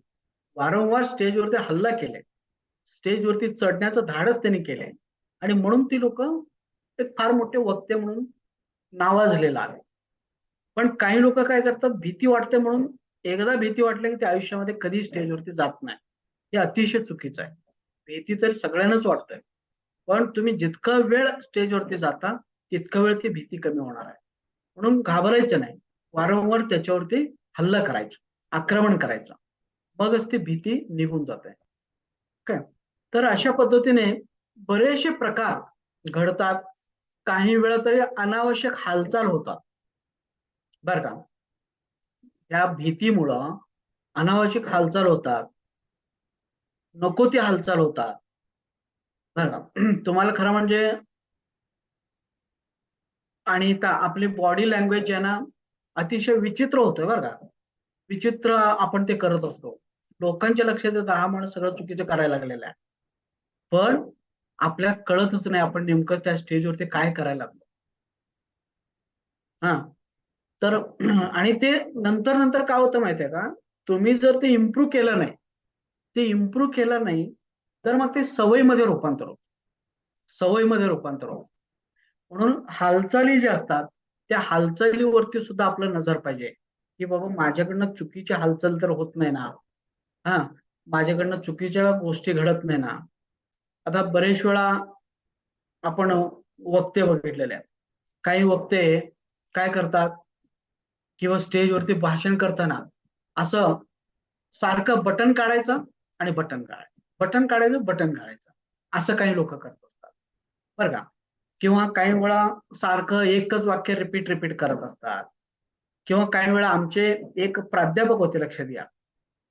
आम्ही जेव्हा 11वी 12वीलाच होतो त्यावेळी प्राध्यापक होते. त्यांना एक फार विचित्र सवय पडलेली आहे. आणि ती सवय त्यांना कोणी सांगितलं पण नाही, सर तुम्ही हे असं असं करता, हे सांगितलं पण नाही. पण ते तसंच ती सवय कंटिन्यू राहील. तर ते काय करायचं तुम्हाला सांगतो, म्हणजे इतकं घाणेरडं आणि इतकं विचित्र सवय होते की नाही. तर ते शिकवता शिकवता ते काय करायचे, असं नाकात बोट घालायचे आणि असं ते भिंतीला मारायचे. अगदी 10 मिनिटं झाले की नाकात बोट भिंतीला, नाकात बोट भिंतीला, असं कंटिन्यू. हे हे ठरलेलं असायचं. ते आले, अभ्यंकर म्हणून त्यांचं नाव होतं. ते आले म्हणले हे ठरलेलं आहे. असे एक करायचे. त्यानंतर विद्यापीठामध्ये एक कुलकर्णी म्हणून एक सर होते. ते काय करायचे, शिकवताना विद्यार्थ्याकडे कधीच त्यांनी बघितलेलं नाही. आम्ही जेव्हा एम-एस-सी फर्स्ट इयरला गेलो आणि त्यांचं पहिलं लेक्चर, तर आकाशकडेच, आकाशकडे बघूनच शिकवायचे. तर आम्हाला मुलांना, आम्हाला काय माहित नाही ह्यांची सवय तशी आहे. तर आम्ही वरच बघायचे नेमकं काय हे बघतात ते, काय वर काय नसायचे. पण ह्याने पूर्ण लेक्चर वर बघूनच शिकवलं. कधीच त्याने मुलांच्या नजरेमध्ये नजर घातलीच नाही. कारण ही सुरुवातीला ती चुकीची सवय पडलेली असतात आणि ते संपूर्ण आयुष्यभर रिटायर होईपर्यंत त्याच सवय पडतात आणि कोणी सांगत पण नाही आणि त्यांना कळत पण नाही. ते हे ऑड आहे, मी जे करतो ते चुकीचं आहे हे कळत पण नाही. पण ती सवयीमध्ये रूपांतर होते आणि तो माणूस तसंच ते करत राहतो. बरेच वेळा बघा, या ठिकाणी, या ठिकाणी, या ठिकाणी, या ठिकाणी, प्रत्येक वाक्याला लोक या ठिकाणी, एखादं वाक्य म्हणायचं या ठिकाणी. म्हणजे तुम्ही जर त्यांच्या भाषणातलं या ठिकाणी हे शब्द जर काढून टाकला तर 90% या ठिकाणीच ते बोललेले असतात. राहिलेला चौथा जो असतो किंवा विषय जे आहे तो फक्त 10% असतो. आमच्याकडं एक मॅडम होत्या. सो दॅट, सो दॅट आमच्या एका मित्राने काय केलं होतं, असं 1, 2, 3, 4 असा आकडा तो लिहूनच आणला होता वहीमध्ये. मॅडम किती वेळा तरी सो सो दॅट म्हणतात बघू म्हणून. आणि एक सो दॅट म्हटलं की एक वरती तो खोडायचा, 2 2 वरती खोडायचा, 3 3 वरती असं खोडायचा. तर कमीत कमी एका लेक्चरमध्ये 45 मिनिटाच्या लेक्चरमध्ये त्यांनी 1,200 वेळा सो दॅट म्हटले होते. So that. मग आता हे 1,200 वेळा सो दॅट जर काढला तर विषय राहिला किती किती. असं रिपीट रिपीट काही शब्द होत असतात, काही हालचाली होत असतात बरं का. तर इथं अशा गोष्टी होणे, काही वेळा करणे, कारण नसताना आपण स्टेज आमच्याकडे एक प्राध्यापक आहे, कायम उठलं बोलायला तर पहिला करणे, पुन्हा एक वाक्य झालं करणे, हे सुरूच आहे. आता रिटायरमेंटला जवळ आले तरी पण सुरू आहे. तर हे सगळी चुकीच्या गोष्टी असतात आणि ते नंतर नंतर काय होतं, सवयीमध्ये रूपांतर होतं. आणि म्हणून आपण काय केलं पाहिजे, हे कसं घालवता येईल ते तुम्ही प्रयत्न केला पाहिजे किंवा अशा चुकीच्या गोष्टी घडू नये असं हे व्हायला पाहिजे. तर आपण जेव्हा स्टेजवरती बसलेलो असतो, भीती वाटणं साहजिकच आहे. तरी सुद्धा आपण काय केलं पाहिजे, की act as if you are confident. तुम्ही एक कॉन्फिडंट वक्ते आहात. तुम्ही फार 10-15 वर्षापूर्वीपासून भाषण करता. एक अनुभवी वक्ते आहात. अशा पद्धतीने तुमचं वागणं, बोलणं त्या स्टेजवरती असायला पाहिजे. तुम्ही जर स्टेजवरती चुकीची हालचाल करत राहिला, तुम्ही घाबरत राहिला, हां, तर मात्र काय होतं बघा, की चुकीचा संदेश त्या प्रेक्षकांच्याकडे जातो. म्हणून तुमचं बसण्याची स्टाईल, बघण्याची स्टाईल, चालण्याची स्टाईल, बोलण्याची स्टाईल हे असं असायला पाहिजे, की समोरच्या माणसाला वाटलं पाहिजे, नाही हा फार पट्टीचा वक्ता आहे. हा फार पुढचा वक्ता आहे. हा फार अनुभवी वक्ता आहे. असं सगळ्यांना वाटायला पाहिजे. असं भले आपण घाबरलेलो आहे. भले आपण नवीनच स्टेजवरती आलेलो आहे. भले आपल्याला आपला पहिलाच व्याख्यान आहे, पहिलंच भाषण आहे. तरी सुद्धा काय व्हायला पाहिजे, तुमचं वागणं जे आहे ना, ते वागणं ॲक्टिंग करा. फक्त ॲक्टिंग करा. मी कॉन्फिडंट आहे. मी तयारीचा आहे. असं ॲक्टिंग करा. त्या ॲक्टिंगमधून काय होतं, एक पॉझिटिव्ह संदेश जातो प्रेक्षकांच्या मध्ये आणि त्या ॲक्टिंगमधून आपलं पण कॉन्फिडन्स वाढतो. लक्षात द्या, फक्त ॲक्टिंग केल्यामुळं आपला सुद्धा कॉन्फिडन्स वाढत जातो. म्हणून तुम्ही जर एकदम आखडून बसला, एकदम घाबरून बसला, आता काय होणार, आता काय होणार, असं म्हणत बसला, तर मात्र निश्चितपणे तुम्ही घाबरणार. निश्चितपणे तुम्हाला बोलता येणार नाही. म्हणून जरी आपण घाबरलो असलो, तरी मात्र काय करायचंय, की आपण घाबरलेलेच नाही. आपण खूप कॉन्फिडंट वक्ते आहे. अशा पद्धतीने काय करायचं, ॲक्टिंग करा. तुमच्या चेहऱ्यावरती आत्मविश्वास आणण्याचा प्रयत्न करा. हां. आणि बसलेला असताना तुमचा मान, चेहरा असं एकदम सरळ आणि एकदम ईझी असायला पाहिजे. नाहीतर तुम्हाला खुर्चीवर बसवलेलं आहे आणि तुम्ही असं हळू असं चोरून बघायला लागलेलं आहे आणि कसं पण असं आखडून बसलेलं आहे. असं जर झाला, तर स्वतःचा एक कॉन्फिडन्स जाईल आणि प्रेक्षकांना पण वाटेल बहुतेक हा माणूस नवीन आहे. बहुतेक हा माणूस नवीन आहे आणि ह्याचा पहिलाच कार्यक्रम आपल्यावरती आहे. असं त्यांना वाटेल. त्यामुळे असं नाही, सरळ बसा, बिनधास्त बसा आणि नजर चुकवायची नाही.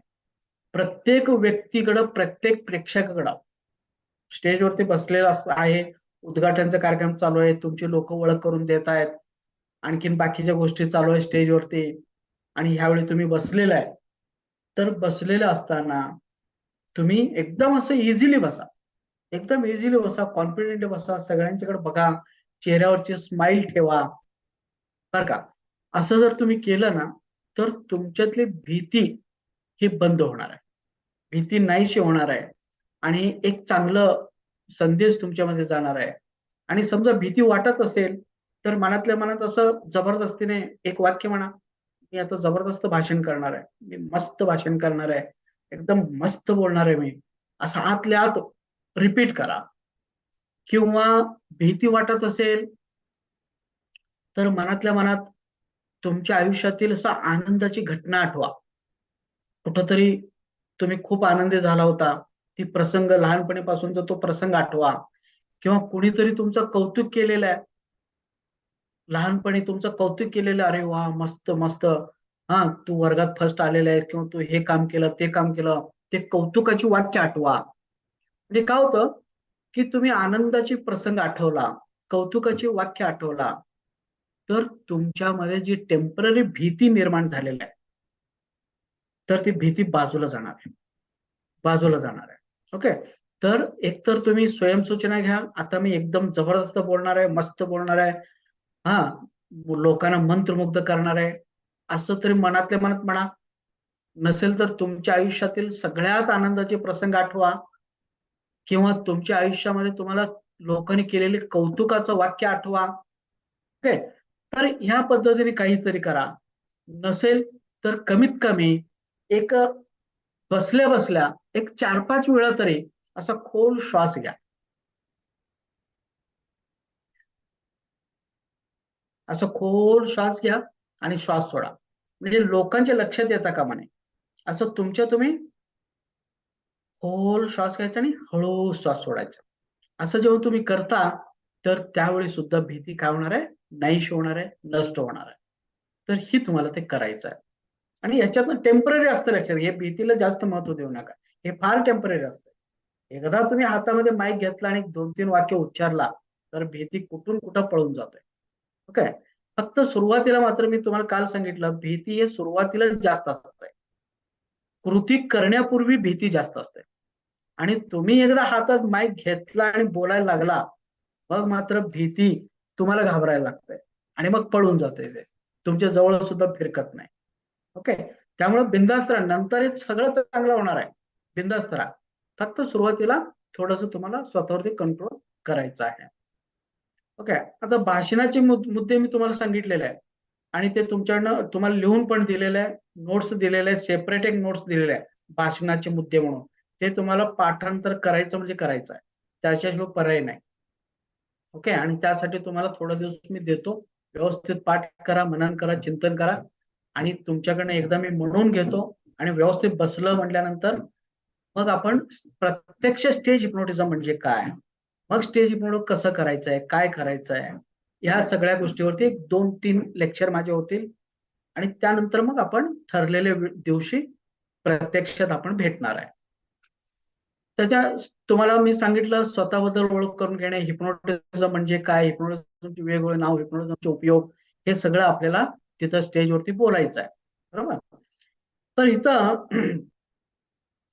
तुम्ही जेव्हा डायस वरती जाता, माईक वरती, माईक हातात घेता, समजा डायस तिथं नसतं, ते माईक जेव्हा तुम्ही हातात घेता, लोकांच्याकडे तुम्ही जेव्हा बोलत असता, तर त्यावेळी लक्षात घ्या, की हातात माईक घेतल्या घेतल्या लगेच बोलायचं नाही. हातात माईक घेतल्या घेतल्या लगेच बोलायला सुरू करायचं नाही. तुम्ही बोलायला लगेच सुरू केला म्हटलं की तुम्ही फसला समजायचं. तुम्ही जेवढा घाई करता बोलायला, तेवढं तुम्ही फसला.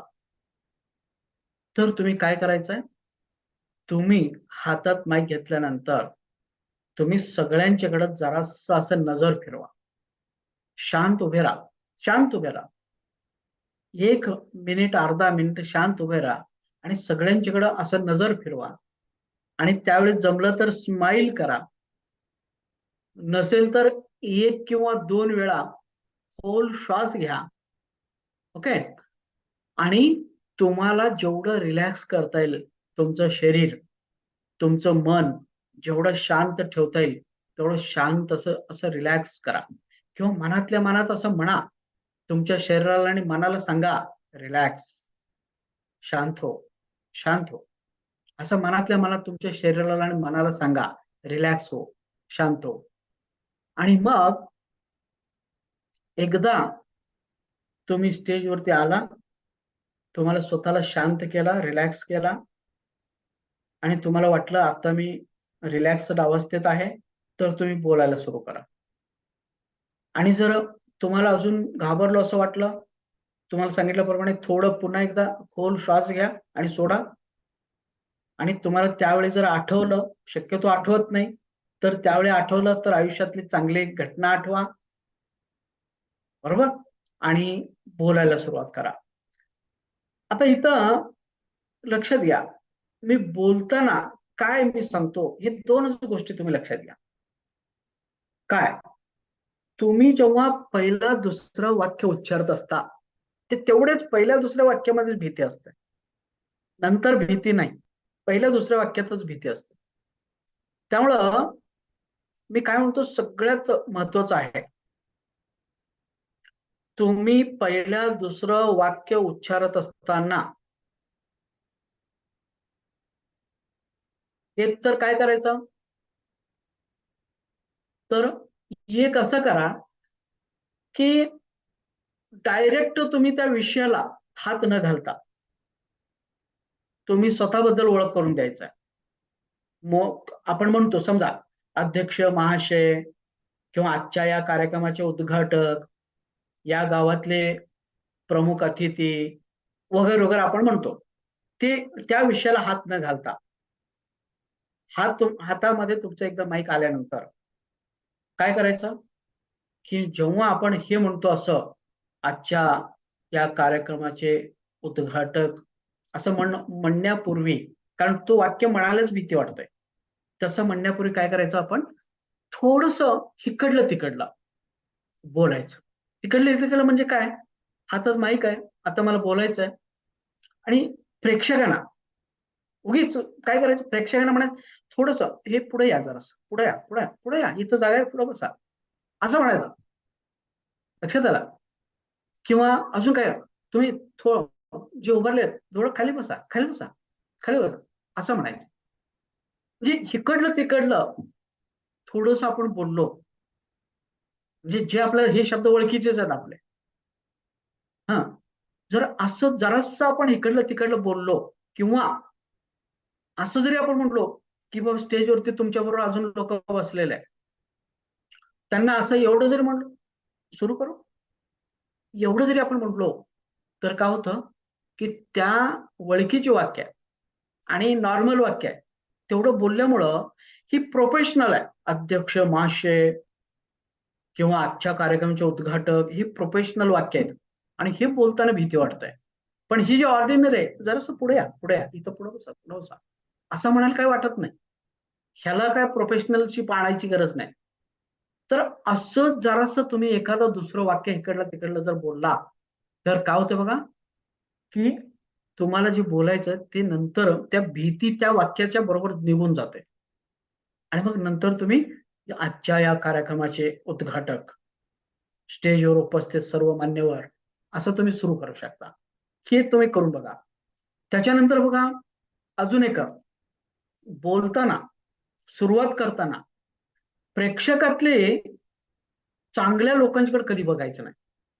समजा एखादा माणूस चांगला सुशिक्षित आहे, पॅन्ट शर्ट घालून बसलेला आहे, जॅकेट घातलेला आहे, कोट घातलेला आहे आणि फार उच्च दर्जाचं शिक्षण त्याने घेतलेलं आहे आणि तो तुमच्या समोर बसलेला आहे, त्याच्याकडे बघायचं नाही. त्याच्याकडे बघून तुम्ही जर बोलायला लागला तर तुमचा तोंडातनं शब्द फुटणारच नाही. तुम्ही कुणाकडे बघून बोलायचं आहे, त्या प्रेक्षक मध्ये असं एखादा माणूस आहे, तो अनफळ आहे, शेतकरी आहे, म्हातारा आहे, एकदम किरकोळ, त्या गावातला किरकोळ माणूस आहे आणि तो स्टेजवरती बसलेला आहे, आपलं ते समोर बसलेला आहे आणि त्याला काहीच अक्कलच नाही, काही काही माहित नाही याला हिप्नोटिझम बद्दल, तर त्या माणसाकडे बघायचं. 2-3 वाक्य उच्चारपर्यंत त्या माणसाकडे बघायचं आणि मग बोलायचं. लक्षात घ्या, कमकुवत माणसाकडं बघून जर तुम्ही बोलला तर तुमच्या तोंडातून शब्द फुटतात आपोआपच. त्याला बघून तुम्हाला भीती वाटत नाही. आणि तुम्ही तेच त्या सुशिक्षित, हायली क्वालिफाईड, अभ्यासू माणूस आहे, हुशार माणूस आहे आणि त्याच्याकडे बघून जर तुम्ही बोलायला लागला तर तुम्हाला बोलता येणार नाही. म्हणून त्या कमकुवत माणसांच्याकडं बोलायचा.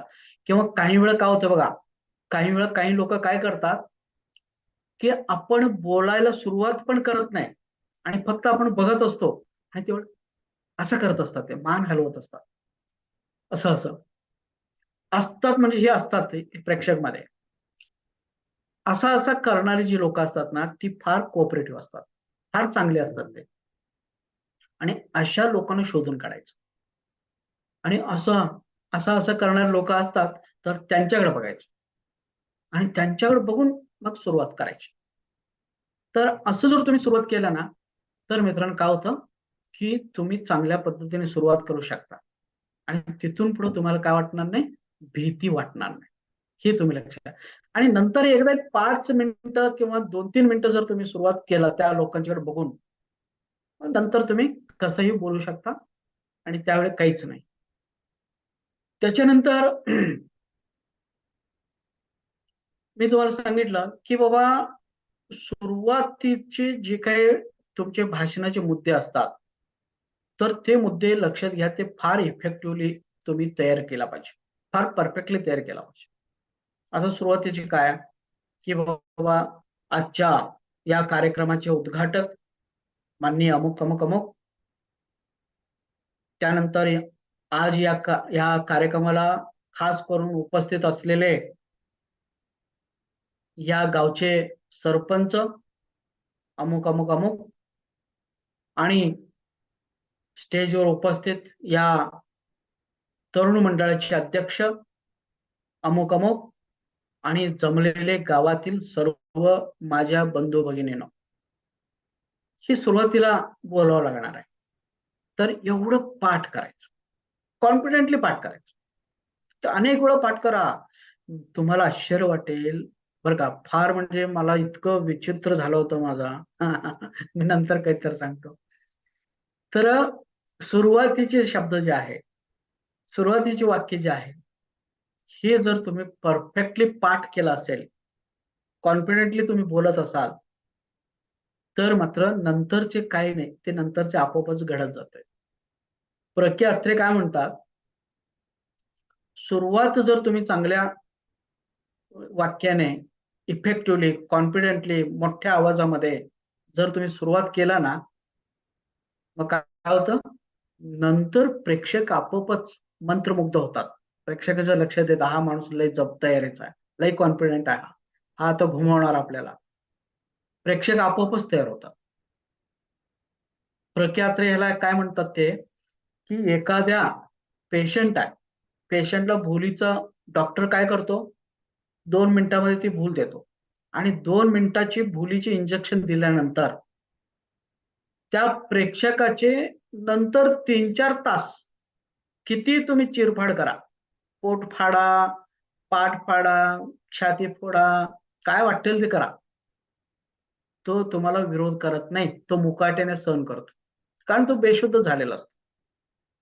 तसं तुम्ही सुरुवातीचे वाक्य 2-3 मिनिटं एकदम असं कॉन्फिडेंटली जबरदस्त सुरुवात केला ना, मग प्रेक्षकांना संदेश जातो, नाही हा फार तयारीचा माणूस आहे, फार अनुभवी वक्ता आहे, हे संदेश जातो. आणि एकदा तो संदेश गेला, नंतर तुम्ही कितीही थापा मारा, किती मोठ्याने बोला, किती काही बोला, तुम्ही अगदी त्याला म्हटला की बाबा माझे आतापर्यंत 100 कार्यक्रम झालेले आहेत, तरी पण हो हो हो हो. तुम्ही जर म्हटलं आतापर्यंत मी 10 पुस्तक लिहिलेले हिप्नोटिझम वरती, यस यस, काही पण तुम्ही बोला ते ऐकून घेतात. असं एखाद्या पेशंटला अॅनेस्थेटिक ड्रग दिल्यानंतर त्याच्या शरीरामध्ये किती चिरफाड करा, तो विरोध करत नाही, तो मुकाट्याने ते चिरफाड करून घेतो. तसं जर तुम्ही भाषणाची सुरुवात जर चांगली केली, तर पुढं तुम्ही काही बोला, तुमच्यावरती लोक विश्वास ठेवतात आणि एकदम मंत्रमुग्ध होऊन एकाग्रतेने तुमचं संपूर्ण भाषण ऐकतात. म्हणून सुरुवात जी असते ना ते एकदम परफेक्ट करायची आहे. म्हणजे अध्यक्ष महाशय वगैरे, त्यानंतर स्वतःबद्दलची भाषण, आणि त्यानंतर हिप्नोटिझम म्हणजे काय, हे 3 मुद्दे एकदम परफेक्ट करा. एवढे परफेक्ट झालं, पुढे तुम्ही हिप्नोटिझमचे उपयोग इकडं तिकडं काय वाटेल ते असं सांगत चला. त्या लोकांना काय माहित नसतं ते, पण ते सगळे ते मान्य करतात ते. ओके. तर असं जरासं काय व्हायला पाहिजे, सुरुवात आपलं चांगलं झालं तर आपोआपच पुढे लोक मंत्रमुग्ध होऊन ते ऐकतात. हम्म. म्हणून सुरुवातीचे मुद्दे सगळे काय करा, मी तुम्हाला सांगितलं, हे सगळे मुद्दे परफेक्ट करायचं, चांगल्या पद्धतीने बोलायचं, कॉन्फिडेंटली बोलायचं, अनुभवी वक्तेप्रमाणे बोलायचं. आणि काही वेळा सुरुवातीला तुम्ही लोकांचं लक्ष आकर्षित करण्यासाठी एखाद्या विनोदाने सुरुवात करू शकता, एखादा कोटेशनने सुरुवात करू शकता, एखादा हिटिंग स्टेटमेंटने सुरुवात करू शकता, एखादा प्रसंग सांगा, किंवा आजच्या पेपरमध्ये काय आलं होतं त्याच्यावरती सांगा. समजा आज बाबा मराठवाड्यामध्ये आज बरेचसे बस जाळले गेलेले आहेत, हा आजचा प्रसंग आहे. तर तुम्ही त्या प्रसंगाला सुरुवात करा. मी येता येता बघितलो, असं झालं तसं झालं, एवढी लोक होते तेवढी लोक होते, बस जाळे, हे नुकसान ते, म्हणजे सगळ्या लोकांचं लक्ष तुमच्याकडे फोकस होतं. आणि मग त्यानंतर मग त्याच्यातनं तुम्ही तुमच्या विषयाकडे जाऊ शकता. असं आजच्या घटनेपासून तुम्ही सुरुवात करू शकता. आज पेपरला वाचून जावा, नेमकं महत्वाची घटना काय घडलेली भारतामध्ये, महाराष्ट्रामध्ये, आणि मग त्याच्यापासून सुरुवात करा. म्हणजे लोक इकडं तिकडं बोलत असतात, गप्पा मारत असतात, वेगवेगळ्या विचाराने आलेले असतात, आणि त्यांचं लक्ष जर तुमच्याकडे खेचायचं असेल तर तुम्ही असं काही सुरुवात करा की ते त्यांचं बोलणं गप्प करतील, आणि मग तुमच्यावर लक्ष द्या, अरे बघ ते काय सांगायला बघ, असं होऊन जाईल. म्हणून एखादी कथा सांगा, विनोद सांगा, कोटेशन सांगा, स्वतःबद्दल जोरात ओळख करून घ्या, किंवा आजच्या पेपरमध्ये काय आलं ते सांगा. असं काहीतरी करून जर तुम्ही सुरुवात केला तर प्रेक्षक शेवटपर्यंत तुमच्याकडे लक्ष देऊन ऐकतील, हे तुम्ही लक्षात घ्या. ओके. त्याच्यानंतर बोलताना अजून एक काय होतं बघा, जर समजा सुरुवातीला काय होतंय की आपण काय करतो, आपलं लक्ष सगळं आपल्या भीतीवरती आपण ठेवतो. अरे मला भीती वाटायला लागलंय, माझी छाती धडधडायला लागले, माझे हात पाय थरथर कापायला लागलेत, मला काही सूचना झालं, हा मला घाम सुटलेला आहे, असं आपण त्याच्याकडे लक्ष देतो. आणि तुम्ही ज्याच्याकडे लक्ष देता ते वाढत जातं. हे मनाचा स्वभाव आहे. What you focus on expands. तुम्ही जिकडं लक्ष देता ते वाढतं. आणि म्हणून तुम्ही भीतीवरती जास्त लक्ष दिला तर ते भीती आणखीनच वाढत जाणार, ती कमी होणार नाही. म्हणून इथं काय करायचं तुम्हाला, तर भीतीवरचं लक्ष डायव्हर्ट करून त्याला जास्त महत्व द्यायचं नाही, तिकडे दुर्लक्ष करा. दुर्लक्ष करून तुमच्या आतल्या आत बोलत असताना आतल्या आत तुमच्या त्या मुद्द्यांच्या वरती लक्ष देता आलं पाहिजे. आता पहिला मुद्दा काय आहे, अध्यक्ष महाशय, पहिला मुद्दा आहे. दुसरा मुद्दा काय आहे, स्वतःबद्दल ओळख. तिसरा मुद्दा काय आहे, उपयोग, हिप्नोटिझमचे व्याख्या, हिप्नोटिझमचे वेगवेगळे नाव. असं आतल्या आत तुम्ही मुद्द्यांच्या वरती लक्ष द्या, मुद्दे आठवण्यावरती लक्ष द्या. तुम्ही मला भीती वाटते, माझ्या हात थरथर कापतात, मला बोलता येईना, असं जर तुम्ही म्हणत गेला तर ती भीती वाढणारच. त्यापेक्षा मला आता काय बोलायचं, पुढे कुठले मुद्दे आहेत, पुढे काय वाक्य उच्चारू नये, ह्याच्याकडे जर लक्ष दिला तर 2-3 मिनिटांमध्ये तर ती भीती निघून जाईल, आणि आपोआपच तुम्ही व्यवस्थितपणे बोलू लागाल, आणि आपोआपच तुमची मेमरी जे ब्लँक झालेले ती मेमरी ती ओपन होईल. त्याच्यानंतर आपण जेव्हा बोलत असतो, मी मगाशी काही मुद्दे क्लिअर केलेले, बोलताना तुम्ही नैसर्गिकपणे बोला, पाठांतर करू नका. समजून सांगण्याच्या उद्देशाने बोलायचं. आपण लोकांना एखादा विषय समजून सांगतो, त्यांच्या आयुष्यामध्ये बदल करण्यासाठी आपण ते पटवून देतो, समजून सांगतो, विषयाचं महत्व सांगतोय. मी फक्त पाठांतर केलेलं आहे आणि ओकायचं आणि निघून जायचं असं नाही. मला नेमकं हिप्नोटिझम म्हणजे काय आहे, हे किती उपयुक्त आहे, तुम्ही त्याचा वापर केला पाहिजे, हा कोणकोणाला उपयोग होणार आहे, असं मला त्या विषयाचं महत्व सांगायचं आहे. आणि लोक त्या हिप्नोटिझमचं वापर त्यांच्या आयुष्यामध्ये केलं पाहिजे, इथपर्यंत त्यांना तयार करायचे. त्यांची मानसिक तयारी आपल्याला करायचं आहे. ह्या उद्देशाने तुम्ही बोला. म्हणून पाठांतर केलं ना, मग कुठंही पोचत नाही ते, कुणापर्यंत पोचत नाही. पटवून सांगा, समजून सांगा, नैसर्गिकपणे बोला, बोली भाषेमध्ये तुम्ही बोला, गप्पा मारल्यासारखं बोला. भाषण म्हणून करायचं नाही, गप्पा मारायचा स्टेजवरती. असं जेव्हा तुम्ही करता ना, तर त्यावेळी लोकांच्या मनापर्यंत पोहोचतं, लोक लक्ष देऊन ऐकतात. नाहीतर तुम्ही ते प्रोफेशनल वक्ते बोलतात बघा, हा, तसं अजिबात पाठांतर करून बोलायचं नाही. त्याच्यानंतर आपलं म्हणजे हे नैसर्गिकपणे बोलल्यामुळं म्हणजे लोकांना आपलंसं वाटतो, वक्ता पण आपलासा वाटतो, विषय पण आपलासा वाटतो. तर लोकांच्या हृदयापर्यंत ते सगळे विषय, सगळे मुद्दे पोहोचत असतात. त्यानंतर आपण बोलताना तळमळीने बोलायचे. असं मेकॅनिकली बोलायचं नाही. मी पाठ केलो आणि तेवढंच मी बोलणार आणि जाणार, असं नाही. माझं आणि त्याचं काही देणं पण नाही, घेणं पण नाही, असं नाही. तुम्ही ते मुद्दे तळमळीने समजून सांगा. असं समजून सांगा, की प्रत्येक माणसाला वाटलं पाहिजे, की हा विषय फार महत्वाचा आहे आणि ते माझ्या उपयुक्त आहे. असं प्रत्येकानं वाटलं पाहिजे, इतकं तुम्ही तळमळीने बोला, मनापासून बोला. ओके. वरवरचं बोलू नका. वरवरचं बोलल्यानंतर लोकांच्या पर्यंत ते जात नाही. कुठल्याही तुमच्या आयुष्यामध्ये कुठलाही विषय तुम्ही बोलत असला, तर ते मनापासून बोला. त्याच्यानंतर लोकांना ज्ञान देण्यासाठी बोला. फक्त मी आलो, बोलणार, कार्यक्रम करणार, निघून जाणार ह्याच्यासाठी नाही. लोकांना खरोखर हिप्नोटिझमचा मला प्रचार करायचा. घरोघरी हिप्नोटिझम पोहोचवायचा. हिप्नोटिझमचा वापर सगळ्यांनीच केला पाहिजे येणाऱ्या काळामध्ये. ह्यासाठी म्हणून तुम्ही बोला. असं जर ज्ञान देण्यासाठी जर तुम्ही बोलला ना, मग काय होतं, की ते लोकांना आवडतं. लोक आवडीने ऐकतात. ओके. त्याच्यानंतर प्रत्येक विषय बारकाईने एक्सप्लेन करून सांगायचा आहे. प्रत्येक मुद्दे चिरफाड करून व्यवस्थितपणे असं एक्सप्लेन करून तुम्ही सांगा. मगच ते लोकांना आवडतं. तुम्ही डायरेक्ट फायरिंग केल्यासारखं धाड, धाड, धाड, धाड, धाड मुद्दे फायरिंग करत गेला, तर ते आवडत नाही. अधून-मधून विनोद जोडा, उदाहरणं सांगा, कोटेशन सांगा. हां, ह्या सगळ्या गोष्टी तुम्हाला करायला पाहिजे. त्यानंतर मुद्देसूद बोला. बरेच वेळा काय होतं बघा, मी अनुभवलेलं आहे. काही लोकांना बोलता येतं. बोलता येतं, पण ते विषयाला सोडून बोलतात. त्यांच्या हातात माईक दिलं आणि एकदा ते सटकले, तर ते कुठं त्यांचे स्वतःचे गावचे राजकारण, अमुकाने हे केलं, तमुकाने ते केलं. पुन्हा तालुक्यामध्ये काय राजकारण झालं, पुन्हा जिल्ह्यात काय झालं, मग महाराष्ट्रामध्ये किती चुकीचं चालू आहे, मग देशामध्ये केवढं वाईट चालू आहे, मग आंतरराष्ट्रीय म्हणजे विषयावरती त्यांना बोलायच्या हिप्नोटिझमवरती आणि ते सटकतात असं आणि कधी ते सटकले आणि वेगळ्या विषयावरती बोलायला हे कळत नाही. तसं नाही. लोक तुम्हाला बाकीचे विषय ऐकायला आलेले नाही. लोक फक्त हिप्नोटिझम वरती ऐकायला आलेले आहेत. तर तुम्ही हिप्नोटिझमशी संबंधितच बोलायला पाहिजे. हा, जरासं एखादं उदाहरण द्या, पुन्हा विषयावरती या.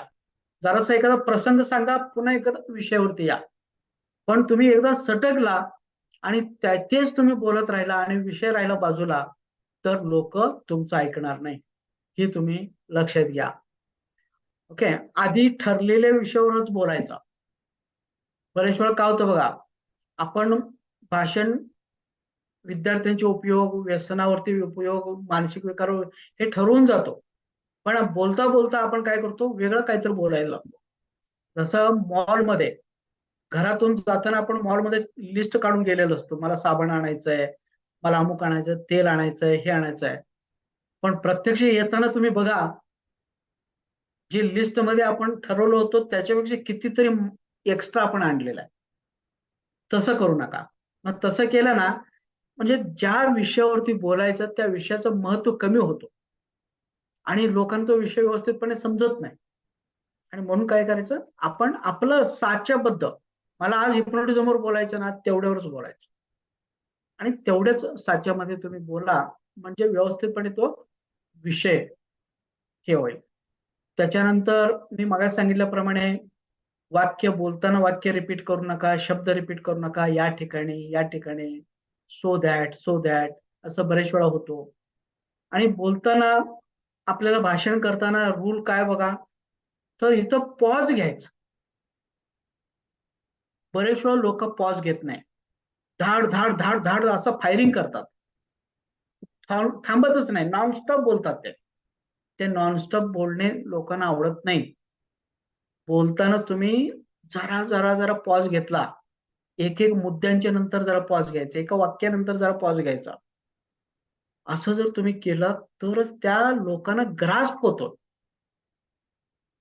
तुम्ही धड धड धड धड धड बोलत गेला आणि ते कानामध्ये आदळणार कधी ते वाक्य, आणि त्याचा त्याने अर्थ कधी लावणार, आणि ते ते समजून कधी घेणार, त्याला वेळच मिळणार नाही. म्हणून प्रत्येक वाक्यानंतर, प्रत्येक मुद्द्यानंतर जरा जरा जरा पॉज घ्या. आणि काही वेळा पोझिशन बदलायची. तुम्ही एखादं उदाहरण सांगितलं विद्यार्थ्यांसाठी कसा उपयुक्त होतो, हा एका ठिकाणी उभा राहून सांगितला. आता तुम्ही सांगणार आहे कसं मानसिक विकारावरती कसा उपयोगी पडतो, आणि तिथून जागा सोडा आणि दुसऱ्या ठिकाणी उभा राहा आणि मानसिक विकारावरती बोला. तुम्ही एकच ठिकाणी उभा राहून सगळं जर भाषण केला तर तो भाषण सुद्धा लोकांच्या पर्यंत पोहोचत नाही.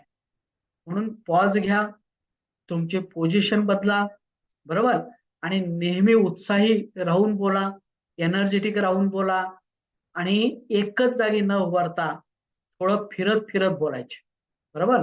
जरा काय करायचंय, फिरत फिरत स्टेजवर. मी तुम्हाला प्रत्यक्ष जेव्हा करून घ्यायचं आहे तेव्हा मी ते सगळं करून घेतो.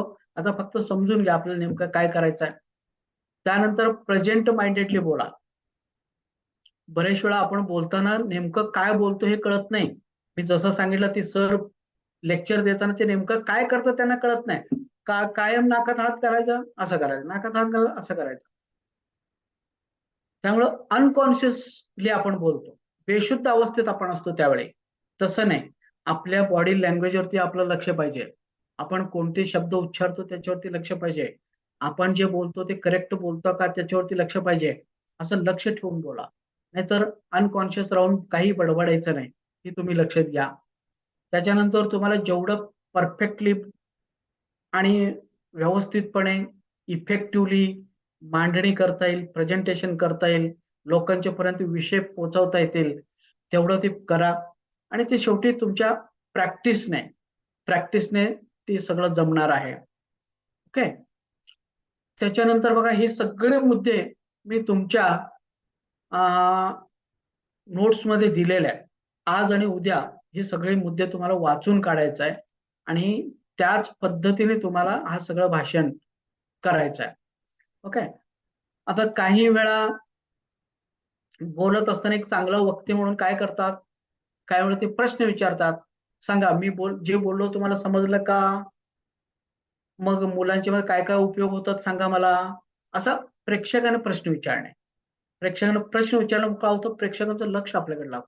मी वर्गामध्ये माझी स्टाईल आहे, मी वर्गामध्ये नेहमी मुलांना प्रश्न विचारत असतो. त्या प्रश्न विचारल्यामुळे काय होतं, की मुलं अटेन्शन मध्ये येतात. बाबा ह्याच्यावरती सर प्रश्न विचारणार आहे, त्यामुळे मला लक्ष दिलं पाहिजे. तर असं अधूनमधून तुम्ही काय करू शकता, प्रश्न विचारा, लोकांना इन्व्हॉल्व करून घ्या. ओके. त्याच्यानंतर काही वेळा मुद्दे आपलं तुम्ही बदलू शकता. समजा तुम्ही फक्त विद्यार्थ्यांच्यावरती बोलणार असेल तर विद्यार्थ्यांच्या अभ्यासावरती कसा उपयोग होतो, अभ्यासासाठी हिप्नोटिझमचा कसा उपयोग होतो, तर त्याच्यावरती जास्त भर द्या. समजा तुम्ही पोलीस लोकांच्या समोर बोलणार असेल तर त्यावेळी क्रिमिनल हिप्नोटिझम, गुन्हेगारांचे शोध लावण्यासाठी हिप्नोटिझमचा वापर कसा होतो तिथं जास्त भर द्या. समजा तुम्ही डॉक्टरांच्या समोर बोलणार असेल तर हिप्नोटिझमचा वापर पेशंटसाठी कसा उपयुक्त होतो ठरणार आहे त्याच्यावरती जास्त भर द्या. असं मुद्द्यांचं जरा थोडंफार तुम्हाला फेरफार करता यायला पाहिजे. कोणत्या मुद्द्याला जास्त भर द्यायचा आहे, जास्त महत्व द्यायचं आहे, कोणत्या मुद्द्याला कमी महत्व द्यायचं आहे, तर त्या वेळी तुम्हाला ते ठरवता आला पाहिजे. त्याच्यानंतर इथं असं म्हटलेलं आहे की आपण जे बोलतो, इफेक्टिव्ह भाषण कधी ठरणार आहे, तर सायंटिफिकली असं संशोधन झालेलं आहे, तुमचं शब्दाला जास्त महत्व नाही, फक्त शब्दांना 10% महत्व, सॉरी 7% महत्व आहे. बरं का. त्याच्यानंतर तुमच्या आवाजामध्ये जे तो चढ उतार करता, म्हणजे एखादा शब्द प्रभावित करण्यासाठी, एखादं भाषण प्रभावित करण्यासाठी तुमचा जो काही चढ उतार आहे, पॉज घेणं आहे, हा, ह्याला 38% महत्व दिलेलं आहे. आणि त्याच्यानंतर तुमचं जे काही बॉडी लँग्वेज आहे, तुम्ही स्टेजवरती हालचाल कसा करता, हावभाव कसा करता, हा, ही जी काय आहे, तर त्याला 55% महत्व आहे. त्यामुळं आवाजामध्ये चढ उतार, हावभाव, हालचाल, फेशियल एक्सप्रेशन्स, ओके, ह्या सगळ्या गोष्टी आपल्याला व्यवस्थितपणे जुळवायचं आहे. ओके. तर जे जे महत्वाच्या गोष्टी आहेत ते मी तुम्हाला सांगतो. बाकी जे बारीक बारीक सारीक सगळ्या गोष्टी ज्या आहेत, तर हे तुमच्या नोट्समध्ये मी दिलेलं आहे. तुमचा आवाजामध्ये क्लॅरिटी असायला पाहिजे. तुम्ही कोणत्या शब्दांचा उच्चार करता तर ते व्यवस्थितपणे जायला पाहिजे. त्यानंतर आवाजाचं मोनोटोन असता कामा नये. बरेच वेळा आपण भाषण करताना काय होतं, एक सुरी आपण बोलत असतो. कधी पॉज घेत नाही, कधी चढ करत नाही, कधी उतार करत नाही. हा, फक्त एकच रिदम मध्ये कंटिन्यू असं बोलत राहतो. पण संशोधन काय सांगतं, तुमच्या आवाजामध्ये जर मोनोटोनस आवाज तुमचा जर असेल, तुमच्या आवाजामध्ये चढ उतार नसेल, तुमच्या आवाजामध्ये पॉज नसतील, तर काय होतं, तर ते लोकांना बोर करत आणि मग ते आवडत नाही. लोकांचं लक्ष खेचून घेत नाही. मग थोड्या वेळाने लक्ष विचलित होतं लोकांचं. त्यामुळं आवाजामध्ये असं पाहिजे धार, असं काही तुमची रिदम पाहिजे की सतत लक्ष तुमच्याकडे असला पाहिजे लोकांचा. असा आवाजामध्ये आपण बदल केला पाहिजे सारखा. ओके. मोनोटोनस आवाजाने कॉन्सन्ट्रेशन होत नाही, हे तुम्ही नेहमी लक्षात घ्या. एक विनोद म्हणून मी तुम्हाला सांगतो की एकदा 7वीच्या वर्गामध्ये मुलांना शिक्षकाने विचारलं, अरे म्हणले की तुम्ही मला खरोखर सांगा म्हणले की गुरुजी आवडतात का आई आवडते तुम्हाला? गुरुजी तुम्हाला आवडतात का आई? तर सगळी मुलं म्हणले, कारण आता प्रामाणिकपणाने सांगायचं होतं. त्यामुळे सगळी मुलं म्हणले, सर आई आवडते, आई आवडते, आई आवडते. सगळेच आई, आई, आई असं उत्तर दिले. आणि एक शेवटचा एक मुलगा होता. तो उठला आणि तो म्हणला, गुरुजी, गुरुजी, मला आई आवडत नाही म्हणला. मला गुरुजी आवडतात म्हणला. गुरुजीला आनंद वाटला. अरे म्हटलं, एक तर मुलगा म्हणतोय गुरुजी आवडतात. मग खूप आनंद झाला. आणि आनंदाने त्या गुरुजी विचारले त्याला, तू सांग म्हटले, कसं काय गुरुजी आवडतात? सगळ्यांना तर आई आवडतात. मग तुला कसं काय गुरुजी आवडतात? तर त्यांनी सांगितलं, गुरुजी, गुरुजी म्हटलं, त्याचं कारण असं आहे, आई काय करते, आई ते गाणे म्हणत म्हणत म्हणत म्हणत त्या झोपाळ्यामध्ये एकच मुलाला झोपवते म्हणते. आणि गुरुजी वर्गामध्ये लेक्चर देता देता सगळ्या मुलांना ती झोपवत असतात. त्यामुळे गुरुजीकडे जास्त स्किल आहे, कारण गुरुजी मला आवडतात. तसं जर आपल्या बोलण्यामध्ये एक सुरी आवाज जर असेल, तर मुलांना ते आवडत नाही, मुलांचं लक्ष लागत नाही, मुलं बोर होतात. म्हणून हे आपले बॉडी लँग्वेज बदलणे, आवाज बदलणे, हे आपल्याला ते करावं लागणार आहे. ओके. त्याच्यानंतर मी तुम्हाला ह्या सगळ्या गोष्टी बोलता बोलता सांगितलेलं आहे. ओके. त्या सगळ्या गोष्टी तुम्ही थोडंसं वाचून घ्या, तुमच्या नोट्समध्ये वाचून घ्या. आणि मी तुम्हाला सांगितलंय, जाताना सांगितलंय किंवा एकाच जागी उभं राहून बोलायचं नाही. तर आपण फिरत फिरत मी प्रत्यक्ष तुमच्याकडनं ती सगळ्या गोष्टी करून घेणार आहे. जेव्हा आपण स्टेजवरती भेटणार आहे, त्यावेळी ते आपण प्रत्यक्षात करून घेणार आहे. पण त्याच्यापूर्वी तुम्ही ह्या सगळ्या एकदा वाचून काढा. ओके. नेहमी नजर फिरवत करायचंय, पोझिशन बदलायचं, एकच जागी उभं राहायचं नाही. पोझिशन बदला. हातावर आहे म्हणजे हात असं बांधून बोलायचे नाही. हाताचे त्या त्या वाक्याप्रमाणे तुमचं काय व्हायला पाहिजे, ऍक्शन व्हायला पाहिजे. बरोबर. हे हाताचा वापर करा, डोळ्यांचा वापर करा, चेहऱ्याचा वापर करा. बॉडी लँग्वेज पूर्ण तुम्हाला त्या त्या वाक्याप्रमाणे असायला पाहिजे. ही तुम्ही समजून घ्या. बरोबर. आता अजून एक सांगतो त्या कुलकर्णी सरांचा हाताचा ऍक्शन ते कसे करायचे बरं का. जे हातावर करायला पाहिजे म्हणजे बघा, ते आम्हाला शिकवत असताना काय म्हणायचे की उलटच ऍक्शन त्यांची उलट व्हायची. एक तरी असं ठरलेलंच असायचं. ते स्मॉल स्मॉल मॉलिक्युल्स असं म्हणताना ते काय करायचे, small small molecules and big big molecules असं म्हणायचे. म्हणजे स्मॉल स्मॉल मॉलिक्युलला त्यांचा हात असा जायचा आणि बिग बिग बिग मॉलिक्युल असं ते करायचं. म्हणजे ती सवयच त्यांना पडली होती. तर असा काही वेळा काय होतं, बोलताना चुकीचे चुकीचे बॉडी लँग्वेज सुद्धा होऊ शकते, परस्पर विरोधी सुद्धा होऊ शकते. अजून एक मी वाचलो, एका वक्त्याने एका प्रमुख पाहुण्याची ओळख करून देत होते आणि प्रमुख पाहुण्याची ओळख करून देत असताना त्यांनी सांगितलं हे अमुक आहे तमुक आहे, एवढी व्याख्यान दिले, तेवढी पुस्तक लिहिले आणि इकडं हे काम करतात ते काम करतात. बरोबर. हे असं सांगता सांगता मग त्यांनी काय सांगितलं इत्यादी असं त्याला म्हणायचं होतं. आणि त्याने सांगितलं अजून भरपूर, अजून त्यांच्याकडे भरपूर गुण आहेत म्हटला. आणि भरपूर गुण आहे म्हणताना त्याने काय केलं, असं नाकाला हात लावला, असं अजून भरपूर गुण आहेत त्यांच्याकडे म्हटला. मग त्या लोकांच्या लक्षात आलं की असा गुण लावल्यानंतर म्हटलं आपल्या लक्षात आलं की बाबा हा वेगळ्या प्रकारचा माणूस आहे का काय. तर आपण जे बोलतो तर त्या बोलण्याप्रमाणे आपलं बॉडी लँग्वेज आहे का, इकडे सुद्धा लक्ष देणं गरजेचं आहे. ओके.